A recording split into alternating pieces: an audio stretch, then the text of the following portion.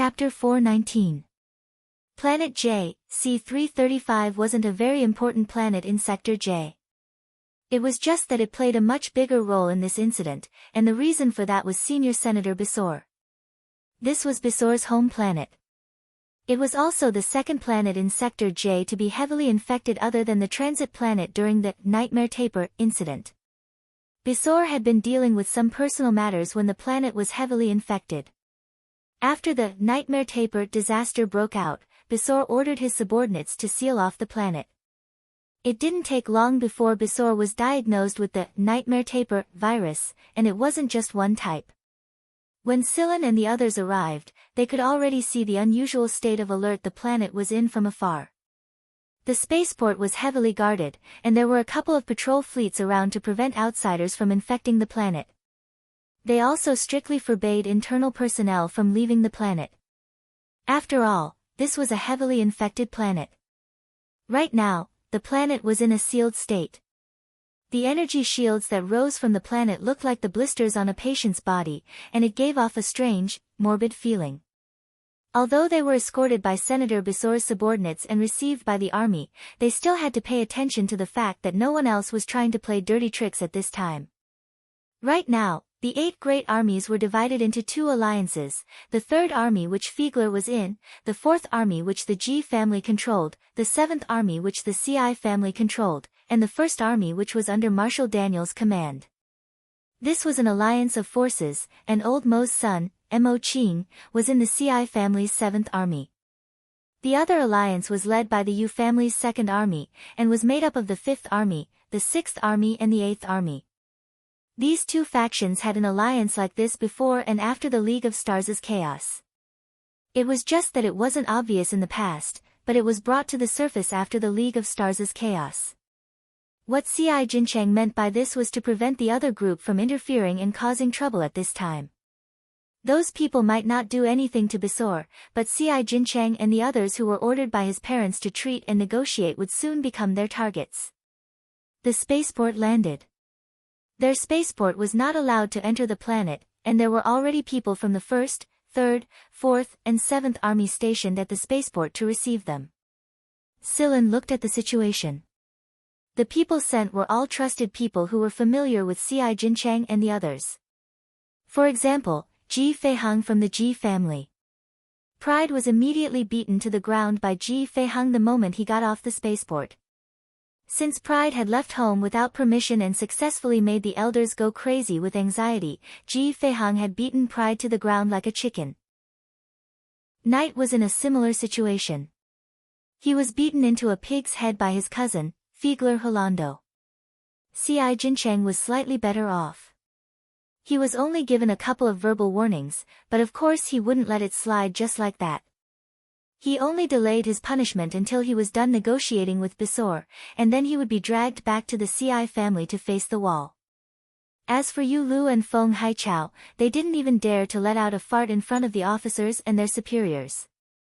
After teaching Knight a lesson, Holando swept a glance at them. They were all very obedient. Didn't they see how badly Knight was beaten? Long Yuze sat at the side. The people who came were all military personnel and political figures, but none of them could control young Master Long. They were the only ones who were more relaxed here. Long patted Alan and pointed at the people who were being scolded, "Note them down and report them when the time comes. We'll let everyone see the fate of heroes." "Didn't your Grandpa Fox tell you to go back?" Silen turned his head and asked. Long curled his lips, "I didn't turn on my communicator." Silen. Sitting at the side, Silen, Cheto, Mangaluo, Long and Alan watched the people not far away get scolded. Compared to the people over there, they were a lot more relaxed. They could take a breather, have some tea and snacks, and they didn't have to worry about viruses. After all, this was a military spaceport with multiple layers of defense. There were detection devices both inside and outside the spaceport. Since Holando and Ji Feihang had been dispatched here, there was nothing for Knight and Pride to do. The negotiations could be left to Holando and the others, who were more important, to handle. Since the project team in the military had successfully prepared 62 types of virus vaccines, a couple more good news came out one after another. The number of vaccines was gradually increasing, and many places were already starting to carry out treatment. After the tension of the nightmare taper incident, everyone felt that it was time to catch their breath. However, Silen couldn't shake the feeling that something wasn't right. Right now, the project team that caught a descendant, Nightmare Taper, had become the focus of everyone's attention. Moreover, the people of the 1st, 3rd, 4th, and 7th armies treated this project team like a treasure. Not only did this project team give them hope of solving the Nightmare Taper incident, it also raised the reputation of this joint organization to unprecedented heights. The diplomats of the 4 legions walked out with their backs straight and their words full of vigor. Silen had asked Ci Jincheng about the person in charge of the project team and the members of the entire project team, but Ci Jincheng himself did not know just who was in the team. This was because the project team had undergone a personnel change not too long ago, and it was no longer the original team that Ci Jincheng knew. Night and Pride didn't know the reason behind this change either. Judging from Holando and Ji Feihang's appearance, they didn't seem to be worried about the Nightmare Taper incident at all. If they were this confident, Silen had no choice but to think about the main person in charge of the project team.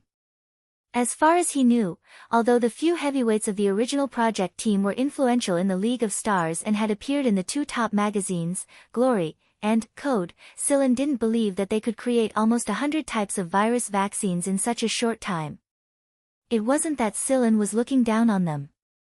Silen just felt that after the personnel change, the main person in charge of the project team would definitely not be the same as before.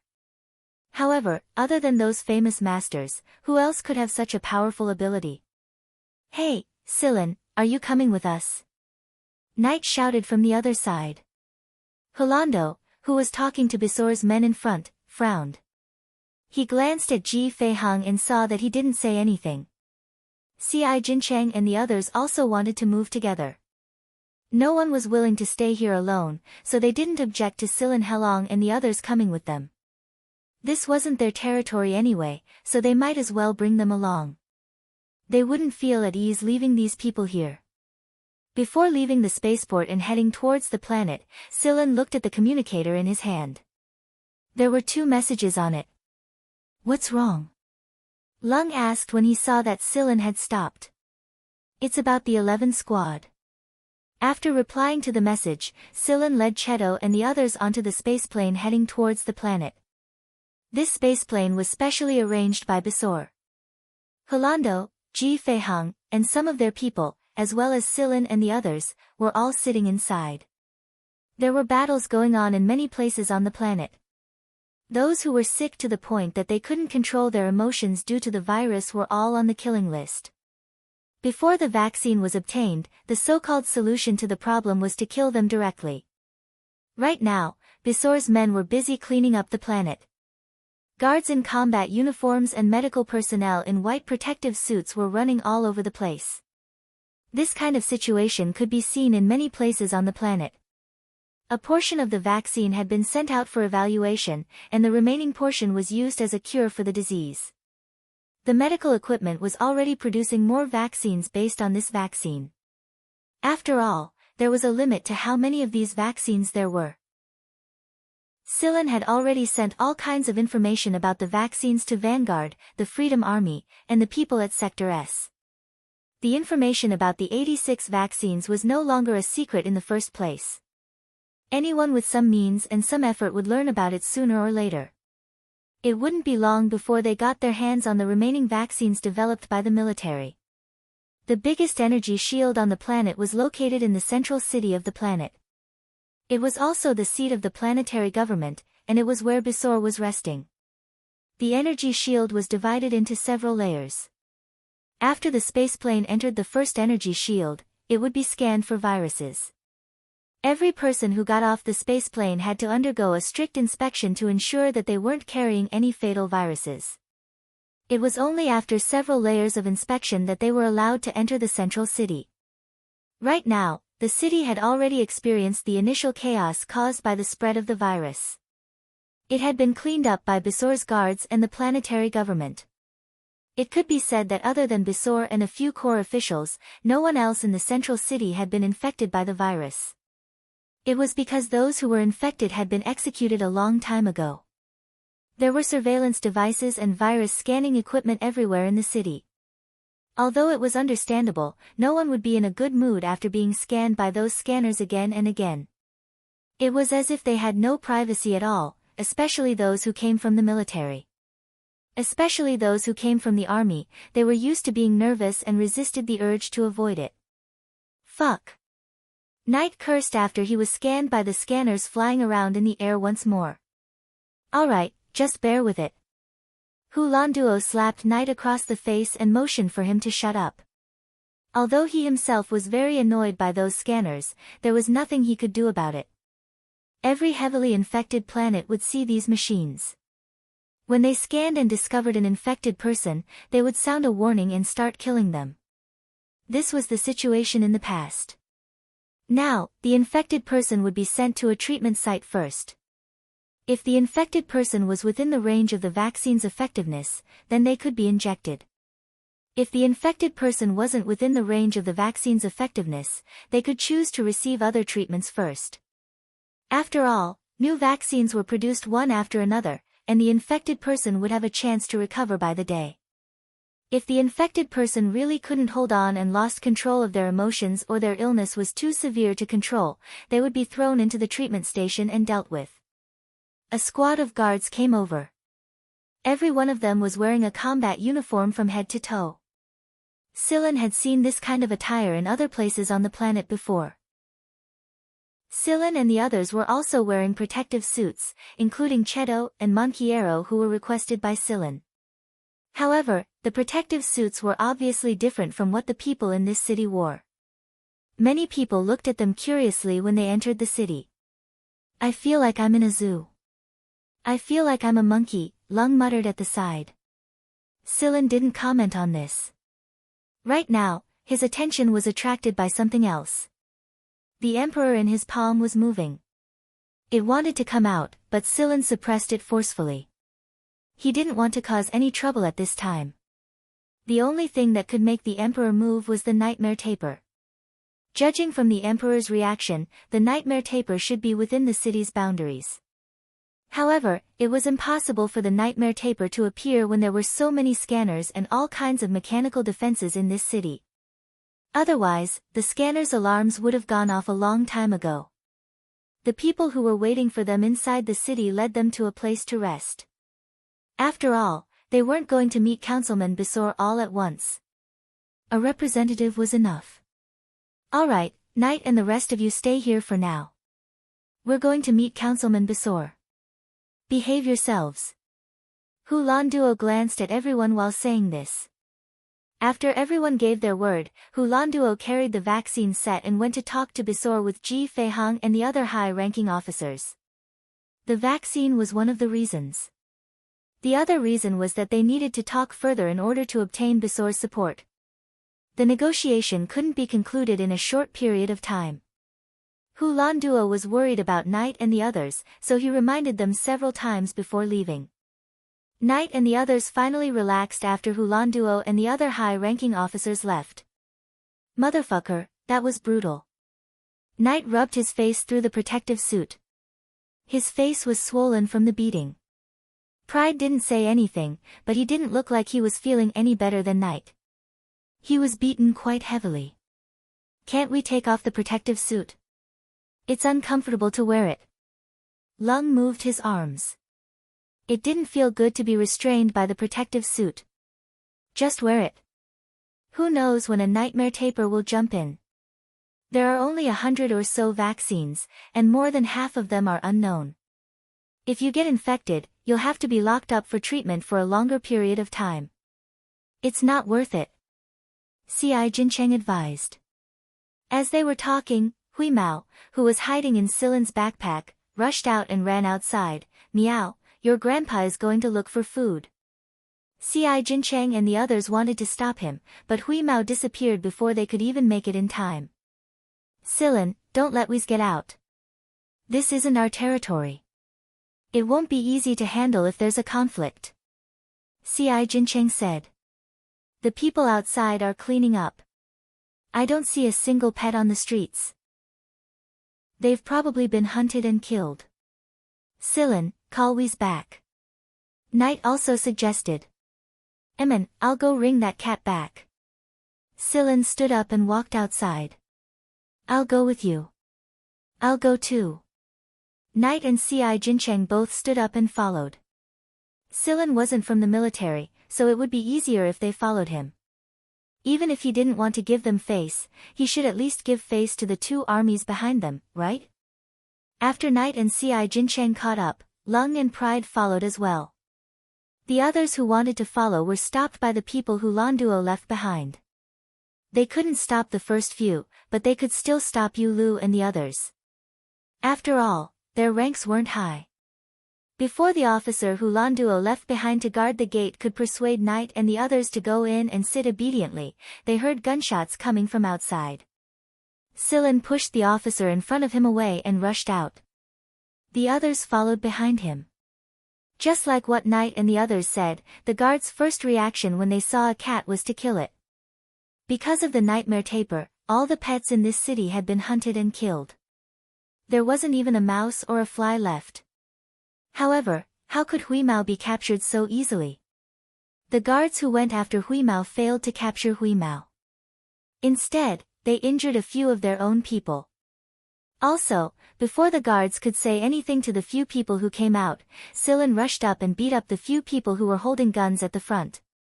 Now, the scene was explosive. Silen didn't hold back when he started beating people up. One punch after another knocked them to the ground. Not only that, he was shouting as he beat them up, "How dare you shoot my cat? I'll beat all of you to death." Meanwhile, Huimao, who was next to him, seemed to have received encouragement. He got even cockier and showed no signs of stopping at all. The officer who was walking out quickly felt a headache coming on as he watched the scene. At that moment, people around them noticed what was going on. Another two teams of guards rushed over. However, since it was not because of the virus, the detection machines flying in the sky did not react. Knight and the others saw the two teams of guards rushing over. These people were about to raise their guns, so Knight joined the fight without hesitation. It was one thing for them to use their fists, but how dare they raise their guns? Meanwhile, Huimao darted between these people. They did not even manage to touch its fur. The face of the high-ranking officer who had been left behind by Holando turned green behind his mask. He shouted loudly for both sides to stop, but the situation only became more and more intense. Left with no choice, the officer called over his men and pulled the two sides apart. He then negotiated with the captain of the other side's guard for a long time, apologizing and making promises. Only then did the conflict calm down. After things calmed down, Huimao nestled in Silen's arms obediently. It did not have any self-awareness that it had done something bad. It licked its paws leisurely and did not look at the officer who looked like he wanted to pull out his gun and shoot it. "Let's go in. I'll leave this to Colonel Max," Knight called out to Silen. He waved his arm and walked into the room. Max, the officer who had been left behind by Hu Landu to watch over these little devils, had a gloomy face. He patiently negotiated with the captain of the guards on the other side and discussed the issue of compensation. After all, quite a few members of the three guards on the other side had been injured. A few of them were more seriously injured and were dragged back for treatment. However, their lives should not be in danger. While negotiating with the other party, Max was still thinking that the cat was really powerful. It could even tear through the other party's protective suit. It scratched so hard that it bled. While walking into the room, C.I. Jincheng was still thinking about how Silen had been a bit impulsive just now. He charged up and beat up the other party without even asking anything. Also, everyone knew about Huimao's abilities. Those people could not get on it at all, so why did Silen have to attack at this critical moment in the negotiation? Also, wasn't that cat's claws a little too heavy? Most of the people from the three teams who had come over were bleeding from Huimao's claws. Also, The strange thing was that Cheto and Monquiero did not attack this time. It seemed like they were not worried at all. There was nothing to be worried about, was there? There was no way that Cat would be caught so easily. C.I. Jincheng thought, but he felt that something was wrong. He was about to ask Silin when the communicator in his hand rang. There was a message on it. C.I. Jincheng was not the only one. Knight, Pride, and the others' communicators also showed the same message. These people are from Miracle. Chapter 420. Everyone had formed a tacit understanding after joining C.I. Jincheng's Taper Extermination team for such a long time. Moreover, no one in this team was an idiot. They might look reckless and insensible, but they were actually better at pretending than anyone else. Silin's behavior just now was nothing in the eyes of those who didn't know him, but to those who were familiar with Silin, it was like going crazy. And when the word going crazy was applied to Silin, it meant there was a problem. This was why C.I. Jincheng, Knight, and the others rushed forward to help Silin. And now, they received their answer. Hui Mao obtained blood samples from the people who were scratched, and from the information obtained from these blood samples, Silin knew that these people didn't come through normal means. These people's genes had been modified after birth. This kind of modification wasn't like the self-improvement and repair of genetic medicine, but a miraculous implantation. Miraculous, people like to implant a lot of functional genes into some strong individuals, making them stronger, more well-rounded, and more destructive, even if this change would greatly shorten the individual's lifespan. All information could be obtained from the blood. The reason these people in the city wore thick protective clothing wasn't just to prevent viruses, it was also to prevent more information from being leaked. There were always some individuals who would give themselves away when they went berserk. Their faces and appearances would change abnormally when they were agitated, so protective clothing was a very good cover. C.I. Jincheng and the others did not doubt Silin's conclusion. When they received this information from Silin, they quickly used their own methods to secretly pass this information to Holando, Ji Feihong, and the others who went to meet Councilman Bisor. The people who were resting here all began to communicate with each other through various secret methods. It was because they weren't sure if there would be hidden surveillance equipment in this resting area. Colonel Max, I'm so sorry, those people are really fucking bastards. Knight walked over and said to Colonel Max, who was giving off a dark aura. Max was a member of the Third Corps, so he was definitely trustworthy since Holando had asked him to stay. When Knight said this to him, he must have used a method that both of them knew to pass on the message. The real meaning was not through hand gestures, but other methods that outsiders wouldn't know. Silin didn't think that Knight would waste his breath at a time like this. Max also cooperated with Knight and said a lot of things after Knight's pleasantries. Therefore, Silin came to a conclusion, this was also a pretentious person. Holando had left some people here, as well as in the spaceport. After all, this was Bisor's territory, and he would definitely not allow a large number of people to enter. Silin and the others stayed here to rest. They didn't act immediately. They just used the fastest and most covert method to pass the message so that they could prepare as soon as possible. There's a nightmare taper in this city. That was the second message that Silin sent them. However, since they found out that the guards were Miracle's men, it was no longer strange that the nightmare taper was here. They weren't sure if Bisor was related to the people of Miracle. Perhaps someone from Miracle had infiltrated this place. No matter what the situation was, it was always good to be prepared. They would have to see the reaction of Holando and the others to determine what the situation was. If they fought Bisor, they would definitely be on the opposite side. If that was the case, they might have to face the entire planet's guards. 2 minutes later, Knight received a message from Holando, retreat. This word alone confirmed Bisor's position. They were on the opposite side. At the same time Knight told the others this news, there was an explosion at the Central Administration building where the negotiations were taking place. Retreat! Knight roared. In an instant, the seemingly peaceful situation suddenly exploded. The guards gathered here, and the people who were resting here began to fight back. They wanted to leave this place. It would be best if they could leave the city. They couldn't care less about Holando, and Holando didn't seem to want them to wait either. They split up. Knight, Pride, and the others dodged the enemy's attacks as they retreated out of the city. There were residents in the city who didn't know what was going on, but they were in the minority. These few residents would die in the indiscriminate attacks of the guards. These innocent people were left behind only to provide cover. At times like this, those who lived at the bottom were always the victims. The guardsmen were no longer as conservative as they were when they were fighting Sillin and the others. Their pincers tore through the protective suits, and their entire bodies began to change. They looked very similar to those biochemical beasts, but these guardsmen were of a higher level. They possessed human intelligence and thought as their main focus, and they were able to control themselves. They were just like the excellent experimental subjects that Holly Hansen had chosen back then. These guards were no longer suppressed. Each leap they made covered a distance of more than 10 meters. They moved from the street to the end in the blink of an eye. Menji Aluo had thrown away the protective suit a long time ago. To him, this thing was a restraint, a complete restraint.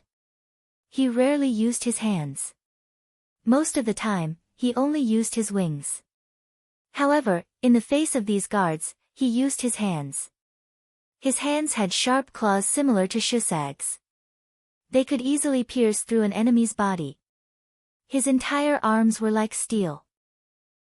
When they smashed into the guards, only cracking sounds could be heard. Menji Aluo couldn't control his strength, so he didn't use his hands often. However, he didn't need to worry about his strength when fighting these people. Sillin had said to fight with all his might. The scanning machines in the air displayed Sillin and the others' positions clearly. This was a reference for the other guards who were rushing over. The previous scan was not to see if the visitors carried the virus, but to remember the characteristics of these people, as if they were marking them. Bam! A scanning machine flying in the air fell to the ground like it was paralyzed. Bam bam bam. One after another, the scanning machines fell to the ground, never to rise again. All of their programs were in chaos in an instant. They didn't know how to react at all. They didn't know how to fly. They could only be pulled by gravity and smashed into the ground. This was Huemao's handiwork. They looked up at the sky. Through the transparent energy shield, they could see the ball of fire in the sky. It was quite eye-catching even in the bright daylight. The spaceport had exploded, and the battle had begun. The debris of the explosion entered the atmosphere, and the sparks from the friction rained down on the planet like a meteor shower. It seemed to raise the planet's temperature. However, no one was in the mood to watch this meteor shower. The air was filled with the smell of blood and death that was getting thicker and thicker. Max ordered his men to protect Knight and the others. Since Holando had entrusted them to him, Max would do his best to protect them even if he had to die here. However, Max didn't expect that they would have to deal with something other than the guards in the city. Outside the city was a wide moat. Based on Miracle's nature, she wouldn't put anything gentle in it. At this moment, a large number of strange creatures crawled out of the moat and quickly made their way over. Just as Max was about to order a change in direction, Sillin shouted, "Don't change direction. Go that way, cross the river." Max thought about it and agreed. Since it was a moat, the entire river almost surrounded the city. Where could they hide? It was better to just charge head-on. Before Max could finish his thought, Sillin added, "Don't shoot at those river beasts. Focus on dealing with the guards." Max choked. The next moment, Knight roared at him, "Do as he says." This way, not only would Max's men not deal with the river beasts that were rushing over, the guards would not deal with them either. This caused the river beasts to approach them even faster. The guards were hoping that the river beasts would stop these people and tear them apart. Max and the others were anxious. They didn't know whether they should fire at the river beasts or not. After all, the monsters were getting closer and closer. However, they soon realized that it didn't seem to be the case. Usually, the things in the river would help the guards deal with external enemies, but now, these ugly fellows were fighting against the guards in the city. They didn't even care about the few soldiers from the army who had fired at them at close range just now and charged straight at the guards. Their target was clear. The ones that crawled out of the river, big and small, ranging from the size of watermelons to 30 to 40 meters long, swung their long tentacles and opened their huge pincers with serrated teeth. They passed through the space between Max and the others and pounced at the guards. The ones with long legs leaped over their heads and headed straight for the guards. Max could clearly smell the muddy and aquatic odor of the river beasts around him, above him, and in all directions. The smell that he used to find incomparably disgusting was now more exciting than the perfume of the woman he had a crush on. Max didn't know what was going on. He only knew that he and the others had a way out. Sillin looked at Lung, and the latter made a done gesture. He could even tame those giant creatures in the sea, let alone these river beasts. Even if these river beasts were genetically modified, they were still river beasts. They retained their aquatic instincts and could respond to Lung's summons. Bang bang bang. Above their heads, a few misty spots appeared on the gigantic energy shield that enveloped the entire central city. Starting from these few spots, it was as if solid ice was melting. Multiple spots began to extend towards the surroundings and slowly melted away. In the sky outside the energy shield, 4 robots were flying. The blue stripes on their faces flickered. They activated the weapons on their bodies and attacked the energy shield. Looking at the sky, Sillin smiled. Sillin had received 2 messages earlier. The first one, "Captain, we're here too." From Yudi. The second one, "Let ice cream play. I won't show myself." From Hidden Wuxia. Chapter 421. The energy shield above Central City melted away layer by layer. This was no longer a sealed-off battlefield. The people in black armor stepped on hoverboards and flew over, covering the people by the moat as they evacuated out of the city. A large white ball fell from the sky and smashed into the middle of a group of guards, creating a pit. The guards who were hit never got up again. The white ball rolled around in the crowd and rolled towards Sillin. Black armor appeared on its body. Although it didn't completely cover it, it could protect some of the important parts. The bullets that hit the armor made clanking sounds, and the laser bullets did not cause much damage when they collided with the armor. When it got close to Sillin's location, the white ball leaped up and swiftly unfurled itself. 2 human figures came out of the white ball, and the unfurled white fatty was active around Sillin at a speed that did not match his body size. He slapped some of the guards who came close to him flat, and sometimes he would jump up and grab a fighter that was flying low in the sky and smash it to the ground by its wings. On its furry head, the semicircular ears were turning, alert for other dangerous situations in its surroundings. What a ferocious fatty! That was the collective thought of everyone who saw the scene. The 2 people who were protected by Snowball were wearing armor similar to Celine's, but they looked like children who had not yet reached adulthood. The petite figure who was moving around the fatty held a strange gun in her hand. It was quite similar to the one Celine used. Every time she fired, several guards would fall. As for the other small figure, he waved his long, sharp claws and fought against the guards, not falling into a disadvantageous position. Max was dumbfounded when he saw the newcomers. They weren't from his army, nor were they from the other 3 allied armies. Team 11. What? Max was busy firing his gun. The explosions around him came wave after wave. Even if he was talking into the communicator, he had to shout to be heard clearly. That was why he didn't hear what Knight said. He's from the 11th Vanguard, Sillin's teammate. Friendly forces, Knight explained again. Max didn't hear the first part of the sentence clearly, but he heard the last part clearly. The word allies sufficed. No matter what kind of person the other party was, it was fine as long as they were not enemies. The bridge that connected Central City to the outside had already been retracted, but the river beasts in the river had attached themselves to the surface of the river, forming a floating bridge for Max and the others to cross. Some of them had hoverboards or other flying aids, but they did not use them to fly to the other side. Relatively speaking, it was safer to maintain the current formation. There were planet guards everywhere in Central City. Max and the others had to leave the city first and wait for reinforcements.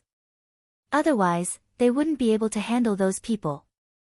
Central City began to shake violently, and fortress-like buildings rose from the ground, toppling over the buildings and residential buildings that were originally there. Some people similar to the guards ran out from inside. Other than people, there were also fighter jets and tanks. This place used to be a military base. It was just that for many years, this military base had been hidden underground, concealing its ferocity. Now, it had revealed its true appearance. On the other side, Sillin looked at the sky outside the city. The huge battleship had entered the planet. Due to the fierce attacks, its landing was not stable. The landing point produced a huge shock wave, and rocks were smashed into the air.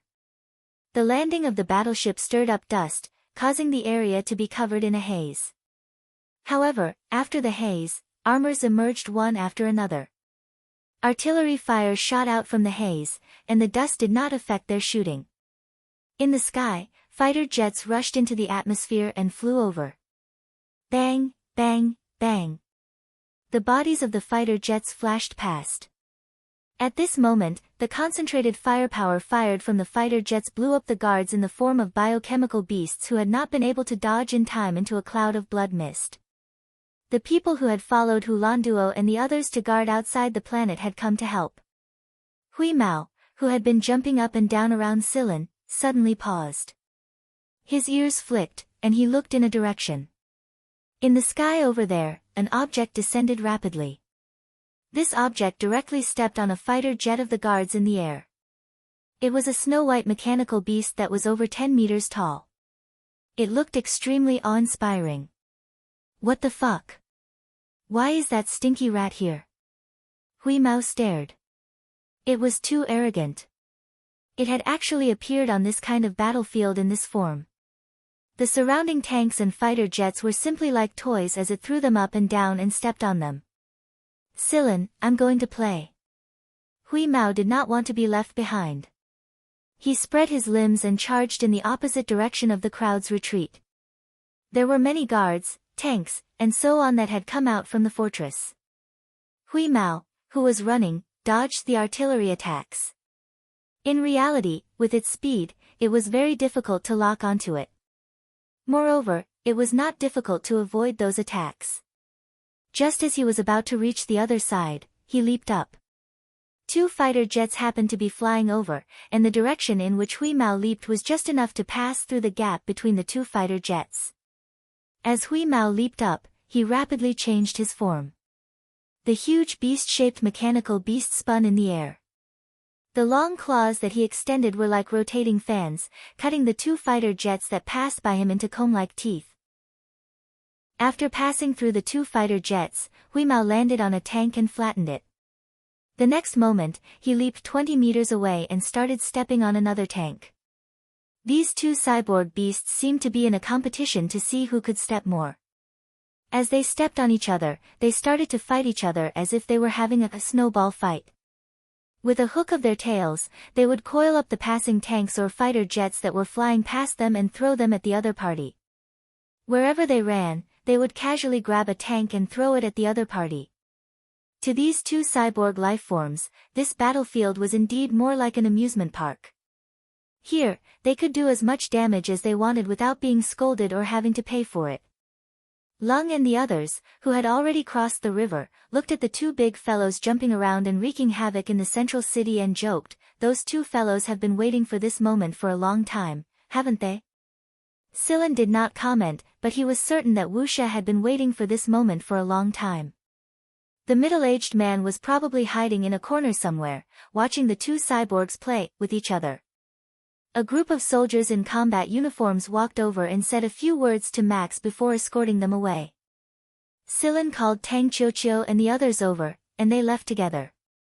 The people from the 11th Squad had entered the planet via spaceplane. The starship was outside, so it did not come in. It was because the warships and combat squads of the military had already entered the planet, and there were fighter jets and spaceplanes everywhere. Yudi was afraid that he would become a target for both sides if he were to enter the planet. After all, the 11th Squad hadn't communicated with the military yet. The 11th Squad, who were providing air cover, also retreated after receiving Silen's notice and flew towards the spaceplane. After the military had entered the planet, they quickly occupied a place to serve as their base. The soldiers were supposed to escort Knight and the others to this base. Moreover, Hulan Duo and Ji Feihang were already waiting for them at the base. It would appear that the 134th, 134th, and 47th Legions weren't unprepared this time. They were fully prepared, or they wouldn't have brought such a well-equipped combat squad with them. The other reinforcements were probably on their way as well. Silen led the 11th Squad into the base. Since C.I. Jinchang and Knight had informed them beforehand, the soldiers guarding outside the base didn't stop them. The 11th Squad's spaceplane landed on the empty ground outside the base, and a few more fighter jets of the 11th Squad followed suit. Yudi, who was clad in armor, stepped out of the aircraft. Following behind Yudi was old Mo, who was clad in protective gear. Silen walked over quickly. "Why are you here too?"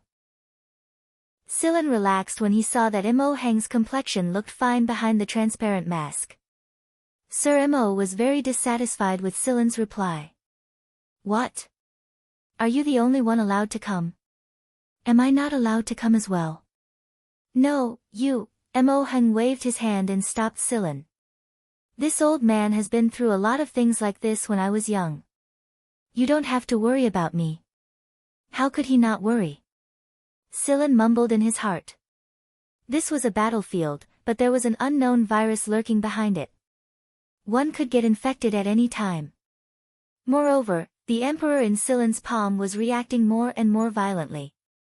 This meant that there must be more than one nightmare taper around. At the same time, the detection machines were either destroyed or broken in such a situation. They could not be of any use at all. The protective suit wasn't omnipotent. Many people had torn protective suits, cracked masks, and puncture wounds. These were all people who could be easily infected.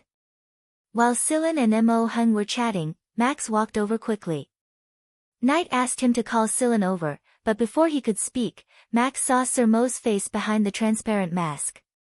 Slap. A military salute. "Hello, Elder Mo." Mo Heng looked at Max, who was standing in front of him. "Oh, I remember you. Lieutenant Max, no, Colonel." Max was confused. Why was Sir Mo with the hunters from Vanguard? However, there was no time for Max to think about it. He passed Knight's message to Silen and invited Mo Heng over. Since they had bumped into each other, they could not let Sir Mo stay here just like that. Silen nodded. After informing Yudi and the rest, he and Mo Heng arrived at a medium-sized aircraft that had landed in the center of the foothold under Max's lead. Knight and the rest were sitting in the aircraft. The atmosphere seemed a little heavy. Ji Feihang and Hulan Duo had suffered gunshot wounds. The gunshot wounds were not fatal, but they did not look well. When Celine arrived, Hulan Duo was in the middle of a conversation. "We're so well prepared this time mainly because of one person's suggestion. We did all these preparations just in case. I didn't expect him to be right in the end. Although we thought the possibility of a war was slim before this, we've now proven our speculation." One person's suggestion. Who? Knight asked. Hulan Duo shook his head and said nothing. Cough, cough, cough. Hulan Duo spat a mouthful of blood as he coughed. Meanwhile, Ji Feihang, who had been resting with his eyes closed next to him, lifted his hand and touched his nose. He looked at his fingers, which were covered in sticky blood. The blood was increasing, and it seemed like it could not stop. Chapter 422. Hulan Duo and Ji Feihang's condition made the rest of them panic. There were no life-threatening injuries when they were being treated a few minutes ago. However, they looked rather serious now. It was too sudden. The paramedics ran over immediately and brought Ji Feihang and Hu Landuo into the emergency room in the aircraft. What's going on? Nat and the rest were walking around anxiously outside the emergency room.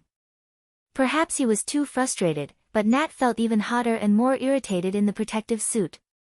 He wanted to take it off, but Silan stopped him. They might have been infected, Silan said. Infected? But they're wearing protective suits. Nat stopped talking all of a sudden. He recalled the injuries on Hu Landuo and Ji Feihang. Their wounds had been exposed to the air for a long time since they had retreated from the administration building. They might have been infected. However, everyone had to go through the sterilization room before entering the aircraft. They could only enter after going through the virus detector to make sure that they were safe. However, they thought it would be troublesome to take off their protective suits and put them back on again. Therefore, they had been wearing them. If Hu Landuo and Ji Feihang were really infected with the virus, the detector would not be able to detect it. It must be a new, unknown virus. After all, theoretically, the mother nightmare tapir would carry more viruses than its offspring. The summary of the viruses in the offspring nightmare tapirs that they had captured was not complete. There was no vaccine or specific medicine for it. Moreover, Silan suspected that the source of the infection was not here. Hu Landuo and the rest must have been infected when they were at the administration building.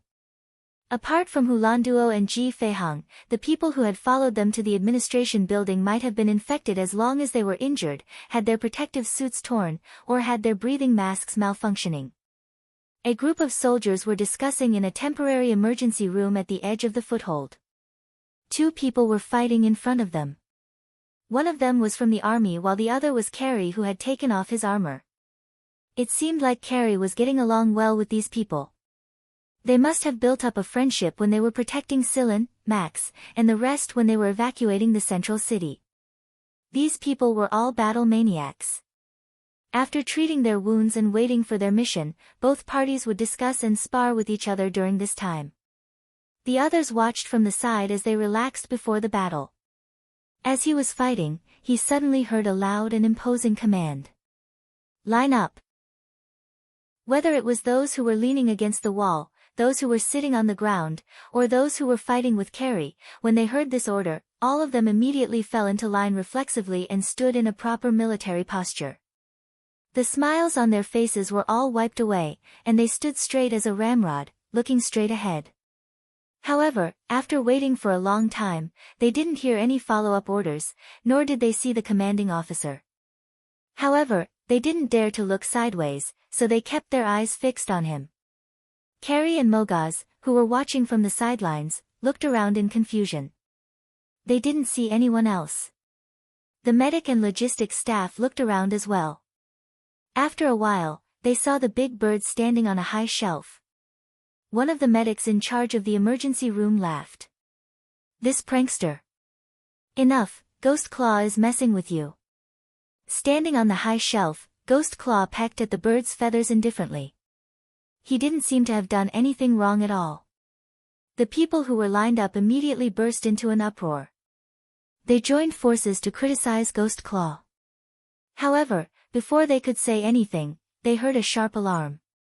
Ghost Claw shut its mouth tightly, indicating that it wasn't the one who issued the alarm this time. This time, it was for real. There was a result from the aircraft. The medical alarm was also coming from there.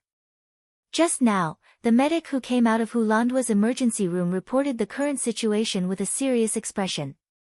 It was indeed a new type of virus. Moreover, it would be difficult to find a cure in a short period of time. After the diagnosis, everyone who had gone to the central administration building with Hu Landuo was quarantined. However, before the quarantine was announced, they were already showing similar bleeding symptoms. Some were coughing up blood. Some were like Ji Feihang. Their corneas were congested, and blood kept flowing out of their nostrils and ears. They couldn't control it at all. To make matters worse, these people had already come into contact with other people in the foothold.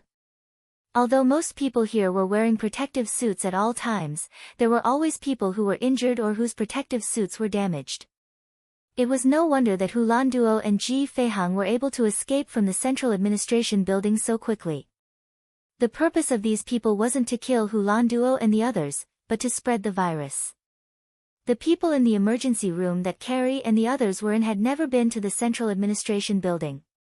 However, some of them had come into contact with the people who had returned from the building. Many people in the emergency room were also infected. It was just that their symptoms appeared a little later. Carrie and the other people in the emergency room were sent to the quarantine room that the army had hurriedly built. Mogaz was guarding the room. He had been wearing his armor all this time to avoid infection.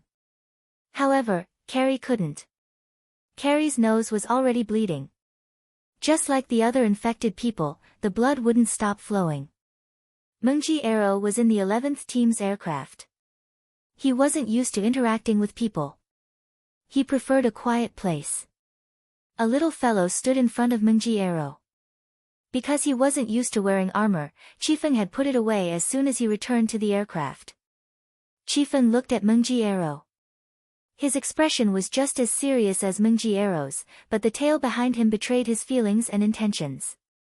One look at the tail wagging happily and it was obvious that Chifeng was just trying to get close to this new addition who also had a beast-like appearance like him. However, Mengji Arrow's expression grew more and more serious. He just didn't know how to express his intentions. Suddenly, Chifeng stopped wagging his tail and looked down at his palm. There was blood dripping from his palm. Before Chifeng could wipe his nose, Mengji Arrow swept Chifeng up with his wings and went to find Yudi. Silen had told him to look for Yudi when he wasn't around. Silen walked out of the Legion spaceplane and rushed toward the quarantine room. Carrie and Chifeng were lying in one of the isolation rooms. The armored Mogaz and Yudi were standing guard outside while Mengji Arrow was sitting inside. Because he was the one who brought Chifeng here and he wasn't wearing any protective gear, the medics in charge of this place wouldn't allow Mengji Arrow to run around like this. Tang Qiuqiu was standing at the door. She was strangely quiet. Because she was wearing armor, Tang Qiuqiu's expression couldn't be seen. Before Silen entered, he patted Tang Qiuqiu's head. "Don't cry. I'm here." Chifeng was slightly more energetic than Carrie. When Silen arrived, he was playing chess with Mengji Arrow while Carrie was writing his last words on an electronic tablet. Silen took the tablet away from Carrie's hand and tossed it aside. "Last words, my ass. I'm here." "What are you afraid of?" Carrie chuckled twice. Perhaps it was because he had lost too much blood, but his face was very pale. If he hadn't put away his armor, he wouldn't have been lying here, right? But there was no point in regretting now. Carrie didn't like to feel sorry for himself. "Hang in there. I have a way." Silen's tone was firm. Carrie, who didn't have much hope at first, felt a little excited. Chifeng, on the other hand, was grinning so widely that his canine teeth were showing. The medicine they were using was very good. Silen also took out some of his personal collection and gave them to Chifeng, Carrie, and the army's medical team. Now was not the time to hide anything. After checking on Carrie and Chifeng's condition, Silen left in a hurry. Before he left, he talked to Yudi and Cheto for a while and arranged everything here. CI Jincheng and the medical team were busy developing a vaccine and medicine against this virus. He asked Silen to join the research team, but Silen refused. Silen had his own plans. This time, Silen's goal wasn't the virus, but the source of this virus. Based on the Emperor in his palm's reaction, Silen could conclude that the main nightmare taper was in the city center, and it was very likely to be in the administrative building. The activated nightmare taper had complete antibodies against the hundreds of viruses it carried. Everything would be solved as long as the main body was found. Right now, inside the city center, the tall administrative building was surrounded by guards. Be it in the air or on the ground, they were everywhere. The army couldn't reach this place just yet. On the 100th floor of the administrative building, an old man was leaning on the windowsill with a walking stick and looking at the situation outside. He wasn't wearing a protective suit, and the window was open. He didn't have any intention of guarding against the virus. The wind carrying the heat of war blew the hair on the old man's temples, but it couldn't blow away the smile on the old man's face. The old man didn't seem to be in good health. He was wearing a respirator, and every breath he took was heavy and difficult. However, the old man didn't seem to notice it. He looked at the world under the tall building and the battlefield outside the moat with a smile on his face. He knew that the army came prepared this time, and he also knew that there would be more coming. The situation was not in his favor, but the old man just stood there with a calm smile on his face as if he was enjoying the scenery.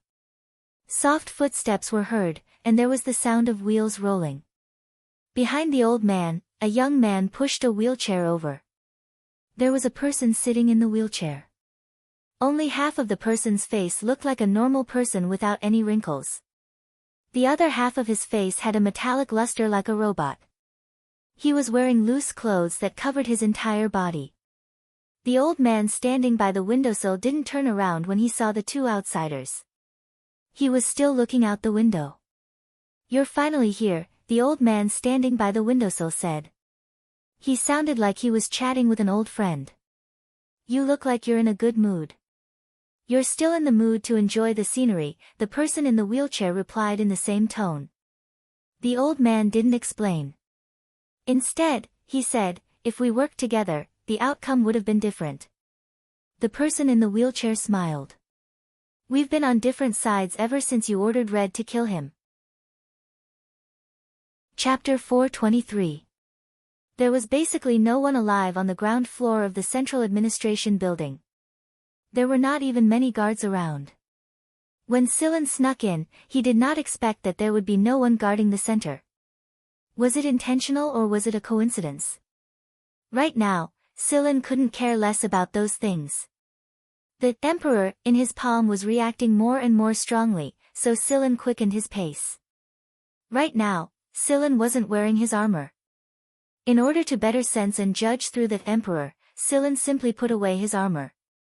It wasn't hard for him to sneak into this place with his abilities. Originally, he was prepared to fight a hard battle after entering the administration building, but he didn't expect that there was nothing here. No, to be exact, all the trouble had been taken care of. He could also see some traces of battle left behind by Holando and the others when they left this place. Lying there were people in army uniforms, as well as people in security and administrative uniforms. These people were already dead, and the machines and electronic devices that seemed to be in good condition but were actually unusable had all lost their functions. All the electronic devices on the floors that he passed through were paralyzed. The elevators could not be used, and there was no light. It was pitch black where the windows and doors were closed.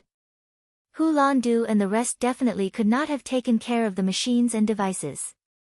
If they had, Hulandu and the rest would not have been in such a terrible state. Who else was here? Silen sensed that there was more than one person there when he approached the 100th floor. He approached them quietly. The main nightmare taper was here. According to Silen's plan, he would attack as soon as he found the main nightmare taper and extract the antibodies from it. However, the conversation inside soon attracted his attention. Since there was a door, Silen could not see what was going on inside. However, the windows and everything else were open, so voices came out faintly. With Silen's hearing, he could hear the conversation clearly. One of them sounded rather old. He could tell that this old man was in poor health from his voice, as if he was on his last breath. Meanwhile, he could not tell the other person's age or health condition from his voice. There was too little emotion in his voice. He was calm and cold. He should be such a person. However, who was the third person? Silen could tell that there were 3 people inside, but it was basically only 2 of them talking. The third person was like a bystander, standing there without interrupting. Among the 3 of them, whether it was the old man who had difficulty breathing or the other 2, their tone and breathing were all rather calm. This was true calmness, not a pretense. What made Silen restrain himself from making a move was the term, Red Branch. After interacting with the Shi family for some time, Silen knew that the Shi family had split into 3 branches 1,000 years ago. They were the red, blue, and white branches. Shimu belonged to the white branch and belonged to the conservative faction. He stayed in the League of Stars and maintained the lifestyle and habits of his previous branch. The blue branch gradually integrated into the League of Stars and might even infiltrate other forces. As for the red branch, they directly opened a path to the Mist Bodhisattva branch and Shikai's ancestors. But Chao Hongji. This shouldn't be Shikai and the others, right? After all, how long had it been since Shikai joined the League of Stars? That was why Silan decided to delay his operation in order to understand the reason behind this. Judging from the effect of the medicine he used at the temporary base, it should be able to buy him some time. This was more than enough time for Silan to understand everything. Red branch? Hee hee. The old man laughed disdainfully. It was just a few laughs, but the old man seemed to have exhausted a lot of energy. It took him a few minutes to recover. The real red branch is long gone. At most, they can only be regarded as defective goods, watchdogs. The people who stayed behind 1,000 years ago were abandoned by the real red branch. Otherwise, they wouldn't be hiding in the same old place as the white branch. The old man mocked. It doesn't matter if they're staying here or if they've been abandoned, they're still part of the red branch. More than 50 years ago, you used Alalo's White Knight incident to start a war. You used the conflict between the military and the hunter group to make the remaining members of the Red Branch become cannon fodder, which goes against the Shi family's principles. Principles? I'm not a member of the Shi family. The Shi family's principles mean nothing to me. You're still the same, always deceiving yourself, the man in the wheelchair said coldly. Silan hid in the dark and listened to their conversation. He thought of many things. For example, the battle 50 years ago. That battle sent Nada to prison and Komunadin to death. Since then, several major forces had kept a low profile. Back then, Silan had suspected that White Knight alone couldn't have caused such a large-scale and far-reaching war. Based on Lung's analysis, Silan knew that there was a mastermind behind this. In the battle 50 years ago, there weren't many people involved in politics. There were a lot of people involved in the military and the hunter regiments. Lung had said that he suspected the 3 old guys in the parliament had leaked the information on purpose. Now that he thought about it, one of the 3 senators who had pushed for the battle was this old man, the senior senator, Bisor. From an outsider's point of view, Bisor had always maintained a neutral stance. However, a lot of people might not have guessed that he was the true mastermind behind Miracle. Silan had deduced many things from the conversation between the 2 men inside the room. The battle 50 years ago had caused all parties to lose a lot of men, and the aftermath of the battle had alerted all parties. Everyone had become more cautious, and the 4 great hunter regiments had toned down some of their sharpness. To show fairness, every force that had participated in the battle had sent someone to Sector S's high-security prison, including Andrira's men and Nada, who was the commander of the 3rd B Squadron at the time. It could be said that Nada was a sacrifice. He had shouldered all of Vanguard's crimes alone. After all, he was just a member of AB Squadron at the time, and the few important A Squadron members who had participated in the battle had been protected by Ji Feng. At the time, Nada had never intended to participate in the battle at all. In the end, he was dragged into it, and Komunadin and the others who had fought with Nada were left behind. Silan had chatted with Nada when he was in the A Squadron, and he knew what kind of person Nada was. He was not the kind of person who would overestimate himself and ask for trouble. Moreover, some of the things that Silan had discovered later on also showed that there were other reasons for the 3rd B Squadron's incident back then. Nada had shouldered the crime he was convicted of during the battle and was sent to prison. That was why he was promoted to the A Squadron immediately after he was released, and he was even one of the higher-ups. His son, Falvi, was also appointed as the commander of the 3rd B Squadron while Nada was in prison. This was the compensation Ji Feng had given them. 50 years ago, when Nada was at the peak of his hunter career, when the 3rd B Squadron was at its most glorious, he was treated as a sacrifice and sent to prison. Although he might have reached an agreement with Ji Feng, what about the others in the 3rd B Squadron? Right now, how many people in the 3rd B Squadron still remembered Komuniden? Did they remember the 3rd B Squadron that was once glorious in the Vanguard Division? Although Nada was compensated later on, as a hunter, he did not roam the galaxy during his prime. Instead, he was trapped in a narrow space for 50 long years. This was not compensation. Maybe Nada did not care, but Scylla was not that kind of person. In fact, Scylla had always been guarding against this kind of situation. If Scylla was in the same situation as Nada back then, Ji Feng would have sacrificed Scylla without hesitation. So what if you were a person with potential and ability? There were plenty of people with potential and ability in this part of the galaxy. Another thing to note was that Miracle had officially risen to power at that time. Although Miracle had a bit of background and ability, it definitely could not compare to the scale and influence of Miracle later on. After the battle more than 50 years ago, Miracle took advantage of the time when all parties were recuperating.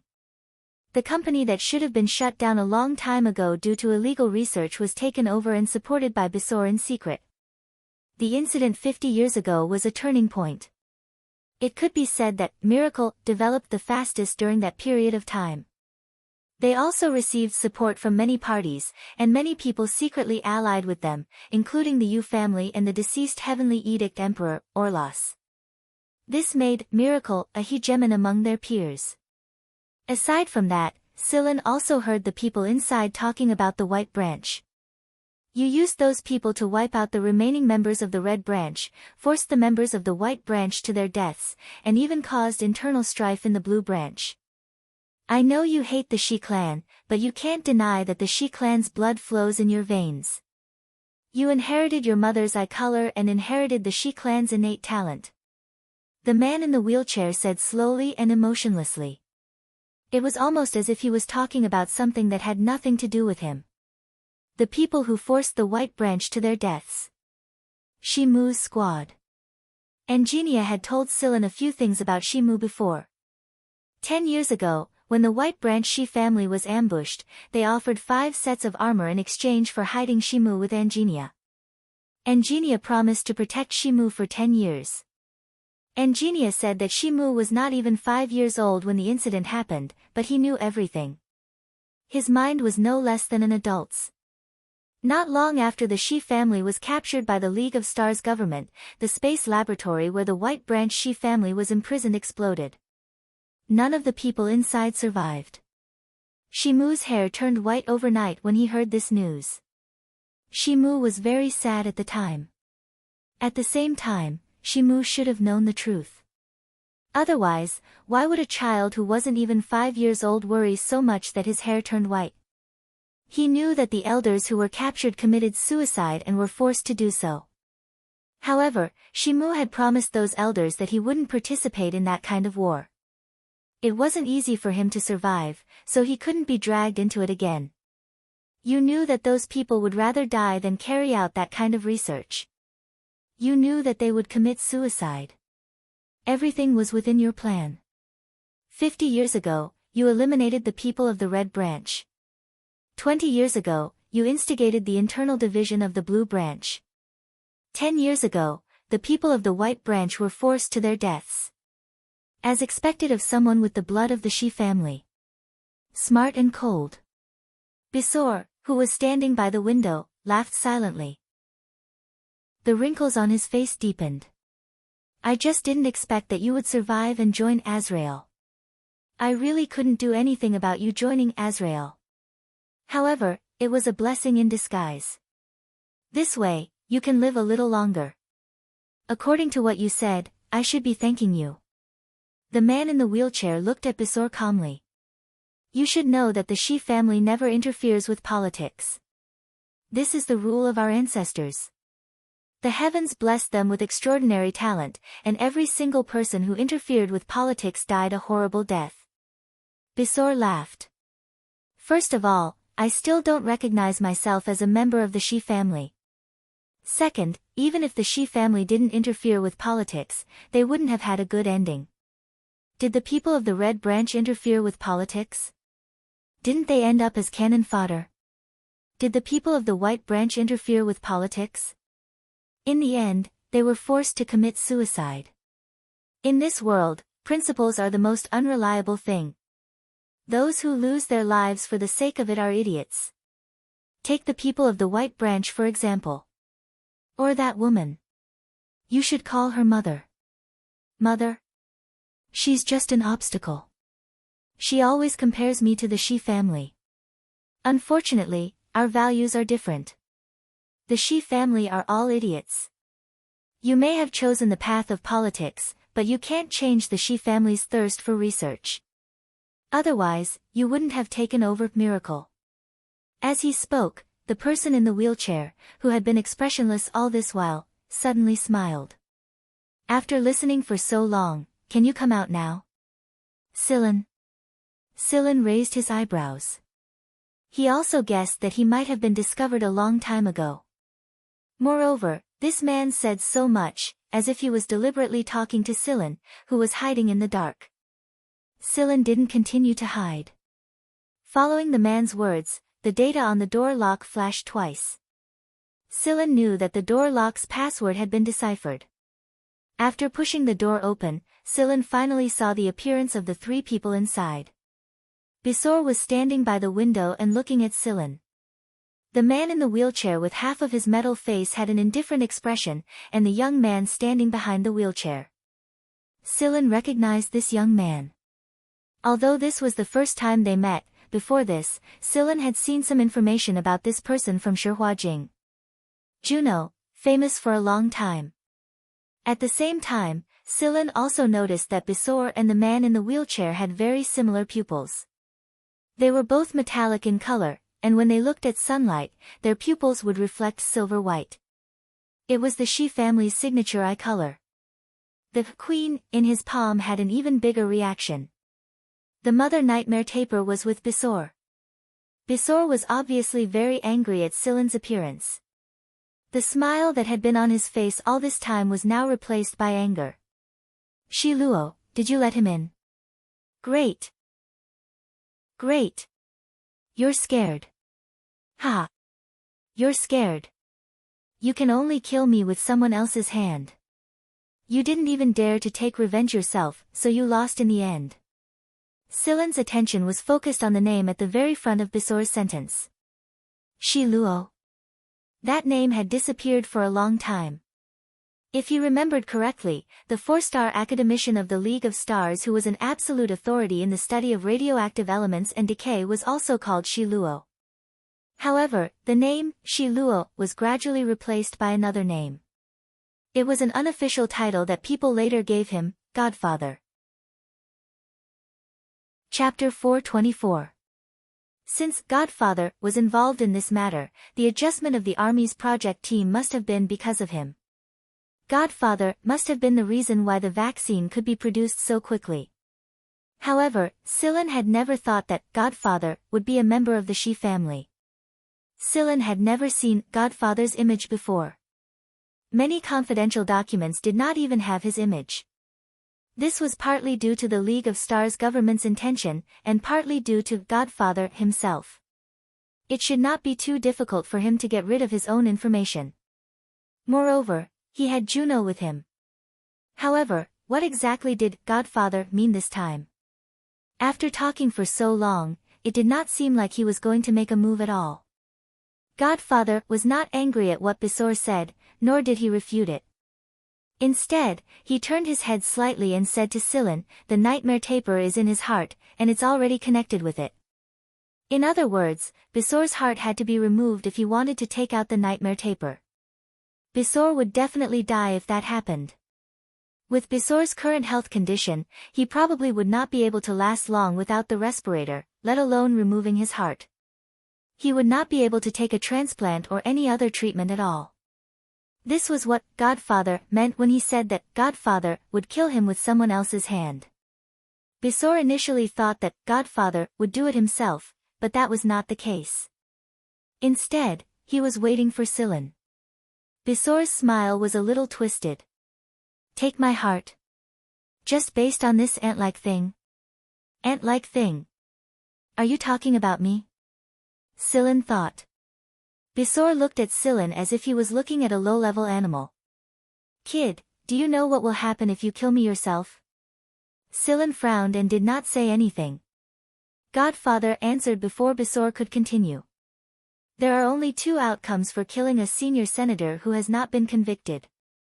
One is that he is convicted, and it must be a capital crime, and you will be fine. The other is that he dies and you die. However, I believe that Senator Bisor has already arranged all the funeral arrangements. With the influence and network of connections that he and his father have accumulated in the political arena, the latter is the most likely. Indeed, there was no concrete evidence to prove that Bisor was the mastermind behind everything. With Bisor's ability, he must have prepared everything to prove his innocence and scapegoats who could bear all the blame for what he had done. The big shots in the League of Stars didn't want to make a big move against people like Bisor. Even if they did, they couldn't be too impulsive or sudden. After all, a slight move could affect the whole situation. Every matter involved the interests of too many people, especially those in politics. On the other hand, if Silen killed Bisor now, Silen's crimes would be presented to all the decision-makers before tomorrow. Most of the time, the difference between black and white wasn't as clear as one would imagine. Have you decided? Godfather asked. What should I do? Silen looked at Godfather. Silen's question answered his decision. He could locate the Nightmare Taper's main body with Emperor, but Silen wasn't sure how he could take it out safely and obtain the complete antibodies. Now that Carrie and Chifeng were lying there, Silen had no idea if there were other people in the 11th team who were infected. However, Mo Hung might have been infected because he had taken off his protective suit to repair the armor and some equipment with the army's engineers.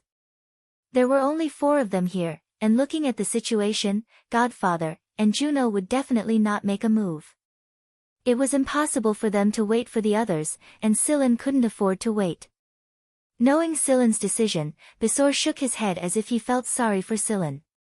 He didn't put himself in a position where he was about to be slaughtered in the slightest, as if it didn't matter to him at all. He turned around and looked outside the window again. Godfather looked at Silen and gestured for Juno to take the thing out. After Juno got the instruction, he took out a liquid container that was filled with green liquid. They had already prepared everything. Perhaps, they had expected Silen to come. After giving Silen a brief reminder of the things to pay attention to, the Godfather fell silent. During this time, Bisor looked at the scenery outside the window calmly. When Godfather finished speaking, Juno's communicator rang. After looking at the message on the communicator, Juno said, "The last 2 secret bases of Miracle have been wiped out." The secret bases of Miracle had been exposed one after another, and almost all of them had been captured by the army. Miracle is gone. Godfather looked at Bisor. Bisor's reaction was still very calm, and he didn't feel any heartache at all. He was about to die, so what was the point of Miracle? To him, Miracle was nothing more than a plaything when he was alive, and he could use this plaything to toy with others.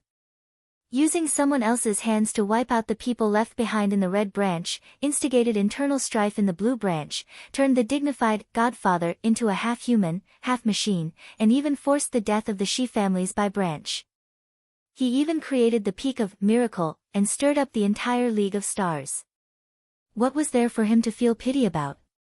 Just as Berta replied, "So what? At least I won. I won against all of you. Shi Luo, you will always be a loser." 10 minutes later. There was a beating heart in the container.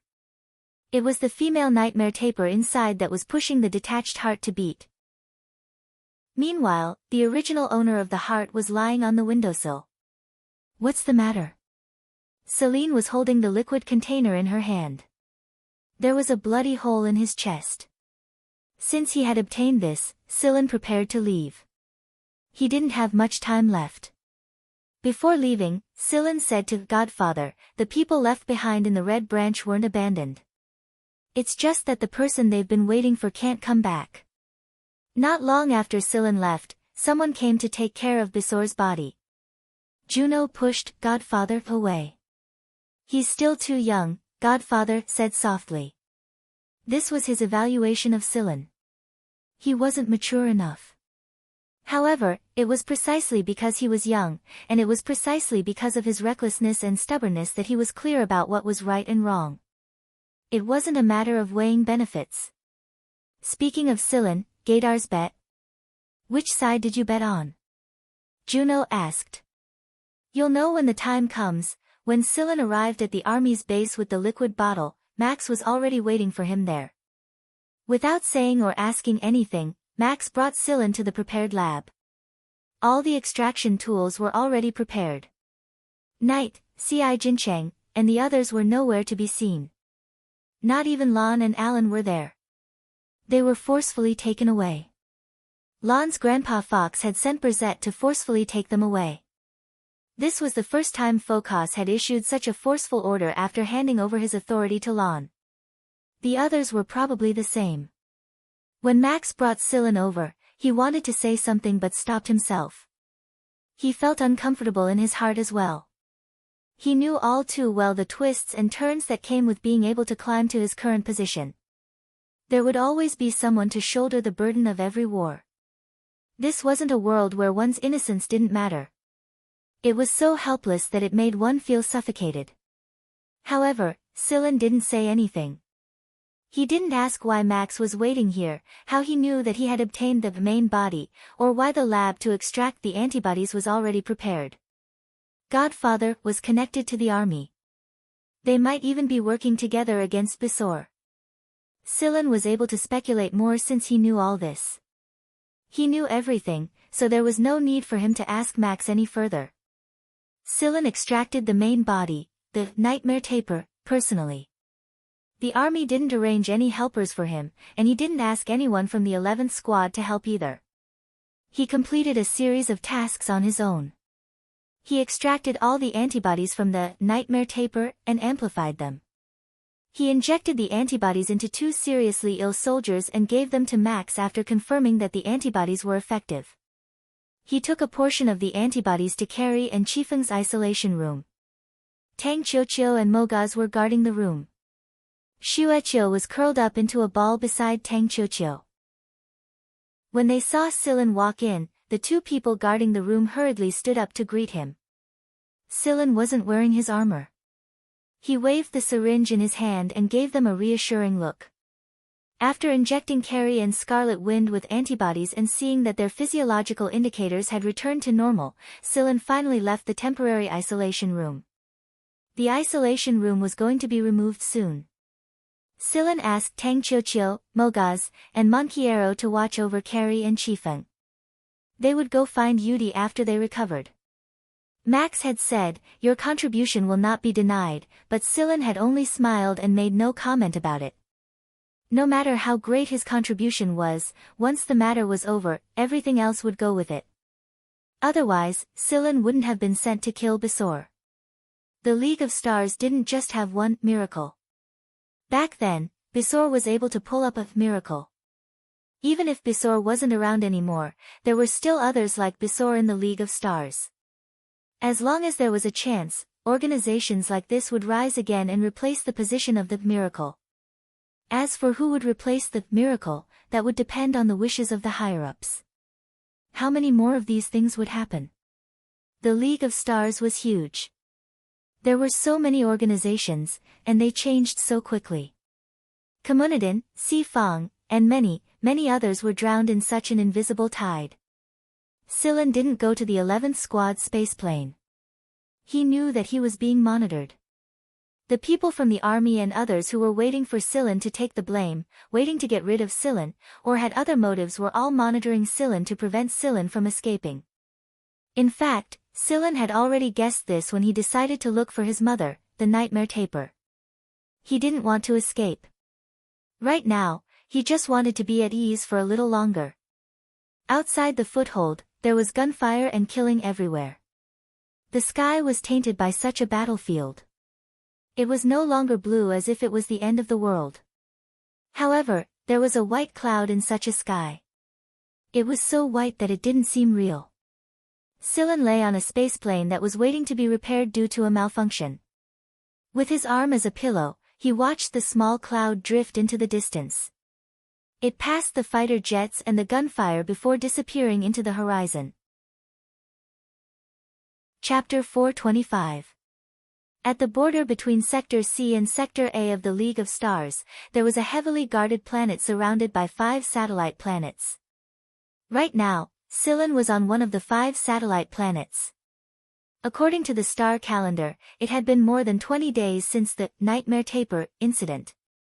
More than 20 days ago, Scylla had produced the complete antibodies, and the military had taken care of the aftermath of the miracle.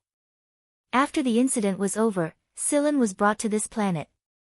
The 11th Squad had left planet J, C-335 before the incident, and no one knew where they went, be it the military or Vanguard. It was as if the 11th Squad had vanished into thin air. Although the League of Stars was a huge planet, the 8 legions and some of the major families had sent people to investigate the 11th Squad to no avail. It was unsettling to the people who had been plotting something. At first, they thought that they had the 11th Squad in their hands after they imprisoned Scylla, but they didn't expect something like this to happen. However, to everyone's surprise, Scylla was unusually calm even though he was imprisoned on this satellite planet and awaiting his final trial.